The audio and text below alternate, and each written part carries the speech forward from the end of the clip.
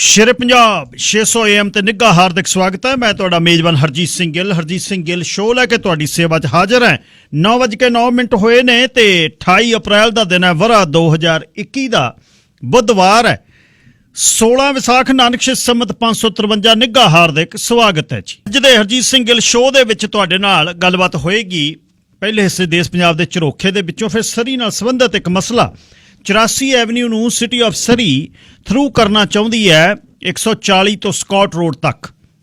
पहले फेज दे विच bear creek park दे हक दे विच एक ग्रुप आके खड़ गया। कहंदे बेयर क्रीक तों पार्क नूं आजाड़ देणगे, दरख्त वढ़ देणगे, जानवर उड़ जाणगे, ब्यूटी खत्म हो जाएगी। पर उधरों 88 एवन्यू ते जिहड़ी ट्रैफिक है ਉਹਦਾ ਜਿਹੜੇ शहर च 12 ਤੋਂ 14,000 ਬੰਦਾ साल ਦਾ ਆਉਂਦਾ ਹੈ, ਉੱਥੇ ਗੱਡੀਆਂ ਕਾਰਾਂ ਹੋਰ ਆਉਣੀਆਂ ਨੇ, ਉਹਨਾਂ ਦਾ ਕੀ ਹੀਲ ਹੈ। इस ते गलबात चलेगी 10:10 ते 604 204 0600 604 204 0600 ते तुसी शामिल होना। 604 729 12 24 WhatsApp ते टैक्स ਲਈ ਤੁਹਾਡੇ ਲਈ ਨੰਬਰ ਹੈ ਤੇ Facebook the page 600 AM Shere Punjab radio ਤੇ ਐਪ ਜਿਹੜਾ ਹੁਣ ਅਵੇਲੇਬਲ ਆ ਤੁਹਾਨੂੰ। ਐਪ ਤੁਸੀਂ ਆਈਫੋਨ ਵਾਲੇ, ਐਂਡਰੋਇਡ ਵਾਲੇ ਜਿਹੜੇ ਵੀ ਨੇ ਗਾਂ ਵੀ ਘੱਲ ਦਿਓ। ऐप वाला काम निबड़ गया हुण। इउं फुदकण लगदी जिंद साडी तेरी शीश महल मुस्कान उत्ते, उड्डे काग जे तूता घोनिया तो चिड़ी जात खेडे सागवान उत्ते, मोर पंख दा बूटड़ा चौर करे हवा थरी दे फरमान उत्ते, जां किसे शिकारी दस्ते ने बोसा रखिया तीर कमान उत्ते, है महक जो पैंदा रेतड़ बे चौकणियां दे फसलान उत्ते, जां नीहां उगड़ जांदी ने ज्यों घूंगड़ दे सरकान उत्ते, ज्यों सहे ने छाल लगा दिती जंगल दी किसे ढलान उत्ते, जां बूटियां पाउंदा खून जिवें एक योधे दी किरपान उत्ते, इउं फुदकण लगदी जिंद साडी तेरी शीश महल मुस्कान उत्ते। शीश महल मुस्कान हरमनजीत राणी तत्त च लिखदा। नवकिन सिंह जी स्वागत, सत श्री अकाल। शुक्रिया गिल साहब, सब तो पहला ਤੁਹਾਨੂੰ ਤੇ ਸ਼ੇਰੇ ਪੰਜਾਬ ਰੇਡੀਓ ਦੇ ਸਾਰੇ ਹੀ ਸਰੋਤਿਆਂ ਨੂੰ ਪਿਆਰ ਭਰੀ ਸਤਿ ਸ਼੍ਰੀ ਅਕਾਲ ਜੀ। ਗਿਲ ਸਾਹਿਬ ਧੰਨਵਾਦ ਜੀ। ਕਰੋਨਾ ਦੀ ਪਹਿਲਾਂ ਤਾਂ ਦੱਸਿਓ ਜੀ ਕਹਾਣੀ, ਕਰੋਨਾ ਦਾ ਜਿਹੜਾ ਰੌਲਾ ਕਿੰਨਾ ਹੈ ਤੇ ਪ੍ਰਧਾਨ ਮੰਤਰੀ ਦੇ ਫੰਡ ਦੇ ਵਿੱਚੋਂ ਕੁਝ ਕਰੋਨਾ ਬਾਰੇ ਕੁਝ ਖਰਚਾ ਪਤਾ ਹੋਣਾ ਸੀ, ਉਹਦਾ ਕੀ ਰੇੜਕਾ ਪਿਆ, ਦੋਨੇ ਖਬਰਾਂ ਦੱਸੋ ਜੀ। ਗਿਲ ਸਾਹਿਬ, ਕੋਰੋਨਾ ਵਾਇਰਸ ਦੀ ਜਿਹੜੀ ਮਹਾਮਾਰੀ ਆ ਭਾਰਤ ਦੇ ਵਿੱਚ ਅੰਕੜਿਆਂ ਦੇ ਹਿਸਾਬ ਨਾਲ ਬਹੁਤ ਤੇਜ਼ੀ ਦੇ ਨਾਲ ਫੈਲ ਰਹੀ ਆ। ਕੱਲ 24 ਘੰਟਿਆਂ ਦੇ ਦੌਰਾਨ ਜਿਹੜੇ 3,60,960 ਨਵੇਂ ਕੇਸ ਭਾਰਤ ਦੇ ਵਿੱਚ ਆਏ ਔਰ 3,298 ਮੌਤਾਂ ਹੋਈਆਂ। ਮੌਤਾਂ ਦੀ ਗਿਣਤੀ 2 ਲੱਖ ਨੂੰ ਪਾਰ ਕਰ ਚੁੱਕੀ ਆ। ਡੈਥ ਰੇਟ 1.12% ਆ ਜਿਹੜਾ ਉਹ ਭਾਰਤ ਦੇ ਵਿੱਚ ਬਣਦਾ ਹੈ। ਅੱਜ ਸਵੇਰ ਤੋਂ ਲੈ ਕੇ ਸ਼ਾਮ ਤੱਕ ਪੰਜਾਬ ਦੇ ਵਿੱਚ ਰਿਕਾਰਡ ਟੁੱਟ ਗਏ ਮੌਤਾਂ ਦੇ। ਪੰਜਾਬ 'ਚ 142 ਮੌਤਾਂ ਦਰਜ ਕੀਤੀਆਂ ਗਈਆਂ। ਪਹਿਲੀ ਵਾਰ ਹੋਇਆ ਕਿ 100 ਤੋਂ ਵੱਧ ਮੌਤਾਂ ਨੇ ਜਿਹੜੀਆਂ ਉਹ ਪੰਜਾਬ 'ਚ ਹੋਈਆਂ ਹੋਣ ਤੇ ਉਹ ਵੀ 142। ਔਰ ਪੰਜਾਬ ਦੇ ਵਿੱਚ 6,472 ਲਗਭਗ ਨਵੇਂ ਕੇਸ ਆਏ ਨੇ। 6500 ਦੇ ਲਗਭਗ ਹੀ ਬਣਦੇ ਨੇ। 5,000 ਦੇ ਵਿਅਕਤੀਆਂ ਨੇ ਲਗਭਗ ਰਿਕਵਰ ਕੀਤਾ। ਗੁਰਦਾਸਪੁਰ ਦੇ ਵਿੱਚ ਸਭ ਤੋਂ ਵੱਧ ਮੌਤਾਂ ਅੱਜ ਹੋਈਆਂ ਨੇ, 22 ਮੌਤਾਂ ਦਰਜ ਕੀਤੀਆਂ ਗਈਆਂ, 337 ਨਵੇਂ ਕੇਸ ਆਏ ਨੇ। ਉਸ ਤੋਂ ਬਾਅਦ ਲੁਧਿਆਣਾ, ਫਿਰ ਅੰਮ੍ਰਿਤਸਰ ਸਾਹਿਬ ਤੇ ਜਲੰਧਰ, ਇਹ 4 ਜਿਹੜੇ ਜ਼ਿਲ੍ਹੇ ਨੇ ਇੱਥੇ ਵੱਧ ਕੇਸ ਨੇ ਜਿਹੜੇ ਉਹ ਪੰਜਾਬ ਦੇ ਵਿੱਚੋਂ ਪਾਏ ਗਏ ਨੇ। ਭਾਰਤ ਦੇ ਵਿੱਚ ਸਥਿਤੀ ਹੈ ਜਿਹੜੀ ਬਹੁਤ ਨਾਜ਼ੁਕ ਬਣੀ ਹੋਈ ਹੈ। ਆਕਸੀਜਨ ਦੀ ਕਮੀ ਹਜੇ ਤੱਕ ਵੀ ਇੱਕ ਵੱਡਾ ਅੜਿੱਕਾ ਗਈ ਜਿਹੜੀ ਉਹ ਸਾਹਮਣੇ ਆ ਰਹੀ ਹੈ। ਆਂਧਰਾ ਪ੍ਰਦੇਸ਼ ਦੇ ਵਿੱਚ ਉੱਥੇ ਇੱਕ ਹਸਪੀਟਲ ਦਾ ਸਟਾਫ ਹੀ ਆਕਸੀਜਨ ਸਿਲੰਡਰ ਤੇ ਰੈਮਡੇਸਿਵੀਰ ਜਿਹੜੀ ਦਵਾਈ ਆ ਉਹ ਬਲੈਕ 'ਚ ਵੇਚਦਾ ਫੜਿਆ ਗਿਆ। ਪੰਜਾਬ ਦੇ ਵਿੱਚ ਵੀ ਕਈ ਥਾਂ ਕਾਲਾ ਬਾਜ਼ਾਰੀ ਕਰਦੇ ਜਿਹੜੇ ਕੁਝ ਵਿਅਕਤੀ ਨੇ ਉਹ ਫੜੇ ਨੇ ਜਿਹੜੇ ਆਕਸੀਜਨ ਦੇ ਸਿਲੰਡਰਾਂ ਦੀ ਕਾਲਾ ਬਾਜ਼ਾਰੀ ਕਰ ਰਹੇ ਸੀ। ਕੇਰਲਾ ਇੱਕ ਅਜਿਹਾ ਸੂਬਾ ਗਿਲ ਸਾਹਿਬ ਭਾਰਤ ਦਾ, ਕਿਉਂਕਿ ਜਦੋਂ ਆਪਾਂ ਕੁਝ ਮਾੜੀਆਂ ਖਬਰਾਂ ਕਵਰ ਕਰਦੇ ਹਾਂ, ਜਿੱਥੇ ਘਾਟਾਂ ਨੇ ਉਹ ਕਵਰ ਕਰਦੇ ਹਾਂ, ਉੱਥੇ ਕੇਰਲਾ ਇੱਕ ਅਜਿਹਾ ਸੂਬਾ ਜਿਹਦੇ ਕੋਲੇ ਆਕਸੀਜਨ ਦਾ ਸੰਕਟ ਹੈ ਨੀਗਾ, ਵਾਧੂ ਆਕਸੀਜਨ ਆ, ਉਹ ਕਹਿੰਦੇ ਲੈ ਲਓ। ਤਾਮਿਲਨਾਡੂ ਨੂੰ 70 ਮੀਟ੍ਰਿਕ ਟਨ ਤੇ ਕਰਨਾਟਕ ਨੂੰ 16 ਮੀਟ੍ਰਿਕ ਟਨ ਆਕਸੀਜਨ ਨਿੱਤ ਦਿੰਦਾ ਹੈ। ਔਰ ਕੇਰਲਾ ਦੀ ਚੜ੍ਹਾਈ ਇਸ ਵਕਤ ਨਜ਼ਰ ਆ ਰਹੀ ਹੈ। ਕਿਹਾ ਗਿਆ ਸੀ ਕਿ 1 ਮਈ ਤੋਂ 18+ ਜਿਨ੍ਹਾਂ ਦੀ ਏਜ ਆ ਉਹਨਾਂ ਨੂੰ ਵੈਕਸੀਨੇਸ਼ਨ ਕੀਤੀ ਜਾਊਗੀ। ਉਸ ਤੋਂ ਬਾਅਦ ਅੱਜ ਜਿਹੜਾ ਰਜਿਸਟ੍ਰੇਸ਼ਨ ਕਰਵਾਉਣੀ ਸੀ, ਲੇਕਿਨ ਸਰਵਰ ਕ੍ਰੈਸ਼ ਕਰ ਗਿਆ। ਤੋ ਦਵਾਈ ਦੀ ਕਮੀ ਵੀ ਸਾਹਮਣੇ ਆ ਰਹੀ ਹੈ। ਕਿਸ ਤਰੀਕੇ ਦੇ ਨਾਲ ਉਹ ਦੇਖਣਾ ਹੋਊ। ਹਰਿਆਣਾ 'ਚ ਕਿਸਾਨ ਅੰਦੋਲਨ ਚੱਲ ਰਿਹਾ, ਲੇਕਿਨ ਉੱਥੇ ਕਰੋਨਾ ਕਾਰਨ ਅੱਜ ਧਾਰਾ 144 ਲਾਗੂ ਕਰ ਦਿੱਤੀ ਗਈ ਹੈ। ਮਹਾਰਾਸ਼ਟਰ ਦੇ ਥਾਣੇ ਦੇ ਇੱਕ ਹਸਪੀਟਲ ਦੇ ਵਿੱਚ ਅੱਜ ਅੱਗ ਲੱਗਣ ਦੇ ਕਰਕੇ 8 ਮਰੀਜ਼ਾਂ ਦੀ ਮੌਤ ਹੋਈ ਆ। ਥਾਈਲੈਂਡ ਤੋਂ ਆਕਸੀਜਨ ਟੈਂਕਰਾਂ ਦੀ ਤੀਜੀ ਖੇਪ ਭਾਰਤ ਪਹੁੰਚੀ ਹੈ। ਸੋ ਲਗਾਤਾਰ ਕਰੋਨਾ ਦੀ ਮਹਾਮਾਰੀ ਹੈ ਜਿਹੜੀ ਇੱਕ ਵੱਡਾ ਸਵਾਲ ਇੱਥੇ ਬਣੀ ਹੋਈ ਆ। ਲੇਕਿਨ 1 ਸਾਲ ਪਹਿਲਾਂ ਜਿਹੜਾ ਜ਼ਿਕਰ ਗਿੱਲ ਸਾਹਿਬ ਤੁਸੀਂ ਵੀ ਕੀਤਾ ਹੈ, 1 ਸਾਲ ਪਹਿਲਾਂ ਕੇਂਦਰ ਸਰਕਾਰ ਨੇ COVID-19 ਜਦੋਂ ਕਾਫੀ ਤੇਜ਼ੀ ਦੇ ਨਾਲ ਫੈਲ ਰਿਹਾ ਸੀ, ਉਦੋਂ PM ਕੇਅਰ ਫੰਡ ਰੱਖਿਆ ਸੀ ਔਰ ਉਹਦੇ ਤਹਿਤ ਬਹੁਤ ਪੈਸਾ ਗਾ ਜਿਹੜਾ ਉਹ ਰੱਖਿਆ ਸੀ। ਲੇਕਿਨ ਉਹ ਫੰਡ ਕਿੱਧਰ ਗਿਆ ਤੇ ਉਹ ਜਿਹੜਾ ਉਸ ਵਕਤ ਨੀਤੀ ਬਣਾਈ ਸੀ, ਯੋਜਨਾ ਬਣਾਈ ਸੀ, ਉਹ ਸਿਰੇ ਕਿਉਂ ਨਹੀਂ, ਜਿਹੜੀ ਇਹ ਸਵਾਲ ਵੱਡਾ ਖੜਾ। ਸਾਲ ਪਹਿਲਾਂ PM ਕੇਅਰ ਫੰਡ ਤਹਿਤ 162 ਸਰਕਾਰੀ ਹਸਪਤਾਲਾਂ 'ਚ ਆਕਸੀਜਨ ਬਣਾਉਣ ਵਾਲੇ ਪਲਾਂਟ ਲਾਉਣ ਦਾ ਐਲਾਨ ਕੀਤਾ ਗਿਆ ਸੀ ਜੀ। ਇਸ ਵਾਸਤੇ 202 ਕਰੋੜ ਰੁਪਏ ਦਾ ਬਜਟ ਰੱਖਿਆ ਗਿਆ ਸੀ। ਗਿੱਲ ਸਾਹਿਬ 202 ਕਰੋੜ ਰੁਪਇਆ ਲੱਗਿਆ ਨਹੀਂ। 162 ਸਰਕਾਰੀ ਹਸਪਤਾਲਾਂ, ਜਿਹੜਾ ਅੱਜ ਤੋਂ 1 ਸਾਲ ਪਹਿਲਾਂ ਤੈਅ ਕੀਤਾ ਸੀ, ਜੇ ਆਕਸੀਜਨ ਪਲਾਂਟ ਲੱਗੇ ਹੁੰਦੇ, ਉਹ ਜਿਹੜੀ ਚੀਜ਼ ਲੀਕੀ ਸੀ, ਜੇ ਉਹ ਪੂਰੀ ਕੀਤੀ ਹੁੰਦੀ ਤਾਂ ਅੱਜ ਦੇਸ਼ ਦੇ ਵਿੱਚ ਆਕਸੀਜਨ ਕਰਕੇ ਹਾਹਾਕਾਰ ਨਾ ਮਚਦੀ। 162 ਹਸਪਤਾਲਾਂ ਦੇ ਵਿੱਚੋਂ ਸਿਰਫ 33 ਹਸਪਤਾਲਾਂ 'ਚ ਅਜਿਹੇ ਪਲਾਂਟ ਤਿਆਰ ਹੋਏ ਨੇ। ਹਰ ਪਲਾਂਟ ਦੇ ਉੱਤੇ ਲਗਭਗ 1.25 ਕਰੋੜ ਰੁਪਇਆ ਲੱਗਣਾ ਸੀ। ਲੇਕਿਨ ਇੰਨੀ ਵੱਡੀ ਗਿਣਤੀ ਦੇ ਵਿੱਚ ਜਿਹੜੀਆਂ ਸੈਂਕੜੇ ਜਾਨਾਂ ਗਈਆਂ ਨੇ ਹੁਣ ਆਕਸੀਜਨ ਦੀ ਕਮੀ ਕਰਕੇ, ਉਹ ਨਾ ਜਾਂਦੀਆਂ ਜੇ ਪੂਰਾ ਹੋ ਜਾਂਦਾ। ਔਰ ਇਹ ਪੰਜਾਬ ਦੇ 3 ਮੈਡੀਕਲ ਕਾਲਜਾਂ 'ਚ ਮਨਜ਼ੂਰ ਕੀਤੇ ਗਏ ਸੀ ਪਲਾਂਟ 1 ਸਾਲ ਪਹਿਲਾਂ, ਸਿਰਫ 1 'ਚ ਚਾਲੂ ਹੋ ਸਕਿਆ, ਜਦਕਿ ਦਿੱਲੀ 'ਚ 8 ਮਨਜ਼ੂਰ ਕੀਤੇ ਗਏ ਸੀ ਔਰ 8 ਪਲਾਂਟਾਂ ਦੇ ਵਿੱਚੋਂ ਸਿਰਫ 1 ਤੇ ਕੰਮ ਕਰ ਰਿਹਾ ਹੈ। ਹਰਿਆਣਾ 'ਚ 6 ਥਾਵਾਂ ਤੇ ਜਿਹੇ ਪਲਾਂਟ ਲਾਉਣ ਦੀ ਮਨਜ਼ੂਰੀ ਸੀ, ਪਹਿਲਾਂ ਵਾਲਾ ਤਾਂ ਚੱਲ ਰਿਹਾ, ਲੇਕਿਨ ਇਹ 6 ਚੋਂ ਉੱਥੇ ਅਜੇ ਤੱਕ ਇੱਕ ਵੀ ਨਹੀਂ ਸ਼ੁਰੂ ਹੋਇਆ। ਸੋ ਇਹ ਜਿਹੜੀ ਹਾਲਤ ਉੱਤਰੀ ਭਾਰਤ ਦੇ ਵਿੱਚ ਬਣੀ ਆ, ਉਹਦੇ ਲਈ PM ਕੇਅਰ ਫੰਡ ਆ ਜਿਹੜਾ, ਉਹ ਕਿਤੇ ਨਾ ਕਿਤੇ ਜ਼ਿੰਮੇਵਾਰ ਨਜ਼ਰ ਆ ਰਿਹਾ ਹੈ। ਇਸ ਤੋਂ ਇਲਾਵਾ PM ਕੇਅਰ ਫੰਡ ਦੇ ਤਹਿਤ ਹੋਰ ਵੀ ਕਾਫੀ ਕੁਛ ਆ ਜਿਹੜਾ ਉਹ ਲੀਕਿਆ ਗਿਆ ਸੀਗਾ, ਜਿਹਦੇ ਤਹਿਤ ਗਿੱਲ ਸਾਹਿਬ ਇਹ ਲਿਖਿਆ ਗਿਆ ਸੀ ਕਿ ਵੈਂਟੀਲੇਟਰ ਲੈਣੇ ਨੇ। ਲੇਕਿਨ ਉਹ ਵੈਂਟੀਲੇਟਰ ਆ ਜਿਹੜੇ, ਉਹ ਜਿੰਨੇ ਤੈਅ ਕੀਤੇ ਸੀ ਉਦੋਂ ਬਹੁਤ ਘੱਟ ਗਿਣਤੀ ਦੇ ਵਿੱਚ ਜਿਹੜੇ ਵੈਂਟੀਲੇਟਰ ਨੇ ਉਹ ਰਿਸੀਵ ਕੀਤੇ ਗਏ। ਲਗਭਗ 85,000 ਵੈਂਟੀਲੇਟਰ ਜਿਹੜਾ ਖਰੀਦਣ ਦਾ ਤੈਅ ਕੀਤਾ ਗਿਆ ਸੀ, ਲੇਕਿਨ 30,000 ਵੈਂਟੀਲੇਟਰ ਆ ਜਿਹੜਾ ਉਹ ਖਰੀਦਿਆ ਗਿਆ, ਜਿਸ ਕਰਕੇ ਸਥਿਤੀ ਇਸ ਰੂਪ ਦੀ ਹੈ ਜਿਹੜੀ ਉਹ ਬਣੀ ਹੈ। ਸੋ PM ਕੇਅਰ ਫੰਡ ਆ ਜਿਹੜਾ ਉਹ ਰੱਖ ਜ਼ਰੂਰ ਲਿਆ ਗਿਆ, ਲੇਕਿਨ ਉਹ ਰੱਖਣ ਦੇ ਬਾਵਜੂਦ ਵੀ ਜਿਹੜਾ 30,000 ਵੈਂਟੀਲੇਟਰ ਹੀ ਅੱਜ ਤੱਕ ਖਰੀਦੇ ਗਏ ਔਰ ਇਹਦੇ 'ਚ ਇੱਕ ਹੀ ਸਪੈਸੀਫਿਕੇਸ਼ਨ ਵਾਲੇ ਵੈਂਟੀਲੇਟਰ ਦੀਆਂ ਕੀਮਤਾਂ 'ਚ ਵੱਡਾ ਅੰਤਰ ਨਜ਼ਰ ਆ ਰਿਹਾ ਹੈ। ਬਿਹਾਰ, ਯੂਪੀ, ਛੱਤੀਸਗੜ੍ਹ ਵਰਗੇ ਕੋਈ ਸੂਬਿਆਂ ਦੇ ਹਸਪਤਾਲਾਂ 'ਚ ਤਾਂ ਵੈਂਟੀਲੇਟਰ ਵਿਕਾਰ ਪਏ ਨੇ। ਜੀ ਗੱਲ ਸਾਹਿਬ। ਅੱਛਾ, ਇਹਦੇ ਨਾਲ ਹੀ ਅਰਥ ਸ਼ਾਸਤਰੀ ਨੇ ਇੱਕ ਨੇ ਪ੍ਰਧਾਨ ਮੰਤਰੀ ਤੇ ਸਪੈਂਡਿੰਗ ਤੇ ਕਰੋਨਾ ਸੰਬੰਧੀ ਜਿਹੜੀਆਂ ਤਿਆਰੀਆਂ ਦੇ ਮਾਮਲੇ ਦੇ ਵਿੱਚ ਇੱਕ ਅਰਥ ਸ਼ਾਸਤਰੀ ਨੇ ਬੜੀ ਕਰੜੀ ਗੱਲ ਆਖੀ ਹੈ, ਉਹ ਕੀ ਹੈ ਜੀ? ਜੀ ਗਿੱਲ ਸਾਹਿਬ, ਇਹ ਕਮਾਲ ਦੀ ਗੱਲ ਇਹ ਹੈ ਵੀ ਜਿਹੜਾ ਇਹ ਅਰਥ ਸ਼ਾਸਤਰੀ ਹੈ, ਇਹ ਭਾਰਤ ਦੀ ਜਿਹੜੀ ਵਿੱਤ ਮੰਤਰੀ ਹੈ ਡਾਕਟਰ ਨਿਰਮਲਾ ਸੀਤਾਰਮਨ, ਉਹਦੇ ਘਰ ਵਾਲਾ। ਤੁਸੀਂ ਇਹ ਦੇਖੋ ਵੀ ਇਹ ਬੰਦਾ ਦੋਨੇ ਪੜ੍ਹੇ ਤਾਂ ਉਹਦੇ JNU ਦੇ ਨੇ, ਜਿਹੜੀ JNU ਆਪਦਾ ਰੰਗ ਦਿਖਾਉਂਦੀ ਹੈ। JNU ਬਾਰੇ ਕਿਹਾ ਜਾਂਦਾ ਕਿ ਜਵਾਹਰ ਲਾਲ ਨਹਿਰੂ ਯੂਨੀਵਰਸਿਟੀ ਵਿੱਚ ਨਕਸਲਾਈਟ ਪੈਦਾ ਹੁੰਦੇ ਨੇ, ਉੱਥੇ ਤਾਂ ਜੀ ਸਰਕਾਰ ਵਿਰੋਧੀ ਪੈਦਾ ਹੁੰਦੇ ਨੇ। ਸਾਡੇ ਦੇਸ਼ ਦੀ ਜਿਹੜੀ ਅੱਜ ਵਿੱਤ ਮੰਤਰੀ ਹੈ, PhD ਹੈ, ਡਾਕਟਰ ਨਿਰਮਲਾ ਸੀਤਾਰਮਨ, JNU ਦੀ ਸਟੂਡੈਂਟ ਹੈ। ਇਹਦਾ ਪਤੀ ਆ ਜਿਹੜਾ ਪਰਕਲਾ ਪ੍ਰਭਾਕਰ, ਇਹ JNU 'ਚ ਗ੍ਰੈਜੂਏਟ ਹੈ, ਉਸ ਤੋਂ ਬਾਅਦ ਲੰਡਨ ਸਕੂਲ ਆਫ ਇਕਨੋਮਿਕਸ ਦੇ ਵਿੱਚੋਂ ਪਾਸ ਆਊਟ ਆ ਔਰ ਇਹ ਆਪਣੇ ਬਹੁਤ ਸਾਰੀਆਂ ਟਿੱਪਣੀਆਂ ਏਦਾਂ ਦੀਆਂ ਕਰਦਾ ਆਇਆ, ਜਿਹਦੇ ਕਰਕੇ ਮੋਦੀ ਸਰਕਾਰ ਨੂੰ ਕਟਹਿਰੇ 'ਚ ਖੜਾ ਕਰਦਾ ਆਇਆ। ਸੋ ਅੱਜ ਜਦੋਂ ਦੇਸ਼ ਦੇ ਵਿੱਚ ਗਿੱਲ ਸਾਹਿਬ 2-3 ਮੰਤਰੀ ਅਹਿਮ ਹੁੰਦੇ ਨੇ, ਸਭ ਤੋਂ ਪਹਿਲਾਂ ਪ੍ਰਧਾਨ ਮੰਤਰੀ ਹੁੰਦਾ, ਫਿਰ ਗ੍ਰਹਿ ਮੰਤਰੀ, ਤੀਜੇ ਨੰਬਰ ਤੇ ਹੁੰਦਾ ਵਿੱਤ ਮੰਤਰੀ।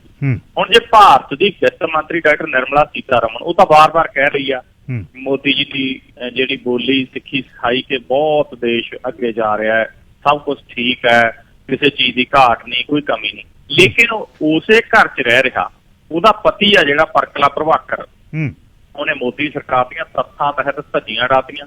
ਉਹਨੇ ਕਿਹਾ, ਕਹਿੰਦਾ ਸਰਕਾਰ ਨੇ ਇਸ ਗੱਲ ਨੂੰ ਨਜ਼ਰਅੰਦਾਜ਼ ਕੀਤਾ ਕਿ ਲਾਕਡਾਊਨ ਸਮੱਸਿਆ ਦਾ ਹੱਲ ਨਹੀਂ ਹੈ, ਸਗੋਂ ਇਹ ਵਿਵਸਥਾ ਵੈਕਸੀਨ ਵੰਡ ਤੱਕ ਲਾਗ ਨੂੰ ਰੋਕਣ ਦਾ ਤਰੀਕਾ ਹੈ।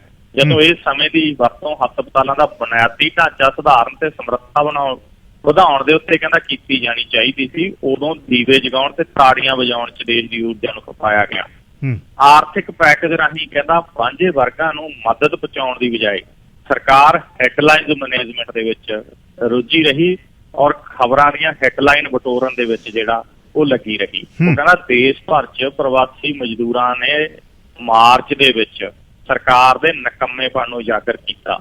ਅਸੀਂ ਕਹਿੰਦਾ ਪਿਛਲੀ ਅਪ੍ਰੈਲ ਤੋਂ ਲੈ ਕੇ ਹੁਣ ਤੱਕ ਸਿਰਫ 19,461 ਵੈਂਟੀਲੇਟਰ, 8,648 ICU ਬੈੱਡ ਤੇ 94,880 ਆਕਸੀਜਨ ਸਪੋਰਟਡ ਬੈੱਡ ਇਕੱਠੇ ਕੀਤੇ। ਉਹ ਕਹਿੰਦਾ ਕੇਂਦਰੀ ਸਿਹਤ ਮੰਤਰੀ ਸਦਨ 'ਚ ਇੱਕ ਜਵਾਬ 'ਚ ਕਹਿੰਦਾ ਕਿ 9 ਰਾਜਾਂ ਦੇ ਹਸਪਤਾਲਾਂ ਦੀ ਸਮਰੱਥਾ ਘਟ ਗਈ, ਇਸ ਕਰਕੇ ਬਾਹਰ ਕਹਿੰਦਾ ਲੱਗੀਆਂ ਹੋਈਆਂ ਐਂਬੂਲੈਂਸਾਂ ਦੀਆਂ ਲੰਮੀਆਂ ਕਤਾਰਾਂ ਦੇਖ ਕੇ ਇਹਨਾਂ ਨੂੰ ਹੈਰਾਨੀ ਨਹੀਂ ਹੁੰਦੀ। ਸੋ ਇਹਨੇ ਬੜਾ ਜਿਹੜਾ ਫਰਕਲਾ ਪ੍ਰਭਾਕਰ ਆ, ਉਹਨੇ ਆਰਟੀਕਲ ਲਿਖਿਆ ਪਿਛਲੇ ਦਿਨਾਂ 'ਚ, ਇੱਕ ਅਖਬਾਰ 'ਚ ਆਰਟੀਕਲ ਲਿਖਿਆ ਸੀ, ਉਦੋਂ ਹੀ ਮੋਦੀ ਸਰਕਾਰ ਨੂੰ ਤੱਥਾਂ ਤਹਿਤ ਘੇਰ ਲਿਆ ਸੀ। ਹੁਣ ਫੇਰ ਇਕੋਨੋਮਿਸਟ ਆ ਇਹ, ਔਰ ਇਸ ਵਿਅਕਤੀ ਨੇ ਜਿਹੜੀ ਗੱਲ ਕੀਤੀ ਆ, ਹੋਰ ਬਹੁਤ ਸਾਰੇ ਕਹਿੰਦੇ ਨੇ, ਮੈਂ ਕਹੂੰ ਕੋਈ ਹੋਰ ਕਹੇ, ਲੇਕਿਨ ਸਾਡੇ ਦੇਸ਼ ਦੀ ਵਿੱਤ ਮੰਤਰੀ ਦਾ ਪਤੀ ਕਹੇ ਬਹੁਤ ਵੱਡੀ ਔਰ ਸਰਕਾਰ ਘਿਰ ਜੇ, ਇਹ ਆਪਣੇ ਆਪ 'ਚ ਬਹੁਤ ਵੱਡਾ ਸਵਾਲ ਹੈ। ਇਹ ਗੱਲ ਹੈ। ਅੱਛਾ, ਰਾਜਨੀਤੀ ਵਾਲੇ ਪਾਸੇ ਨੂੰ ਜਾਈਏ, ਕੀ ਹਾਲ ਹੈ ਪੰਜਾਬ ਦੀ ਰਾਜਨੀਤੀ ਦਾ? ਕੈਪਟਨ ਅਮਰਿੰਦਰ ਉਹਨਾਂ ਦੇ ਖਿਲਾਫ ਪ੍ਰਗਟ ਸਿੰਘ ਤੇ ਜੇ ਸਿੰਘ ਵੀ ਬੋਲੇ ਜੀ।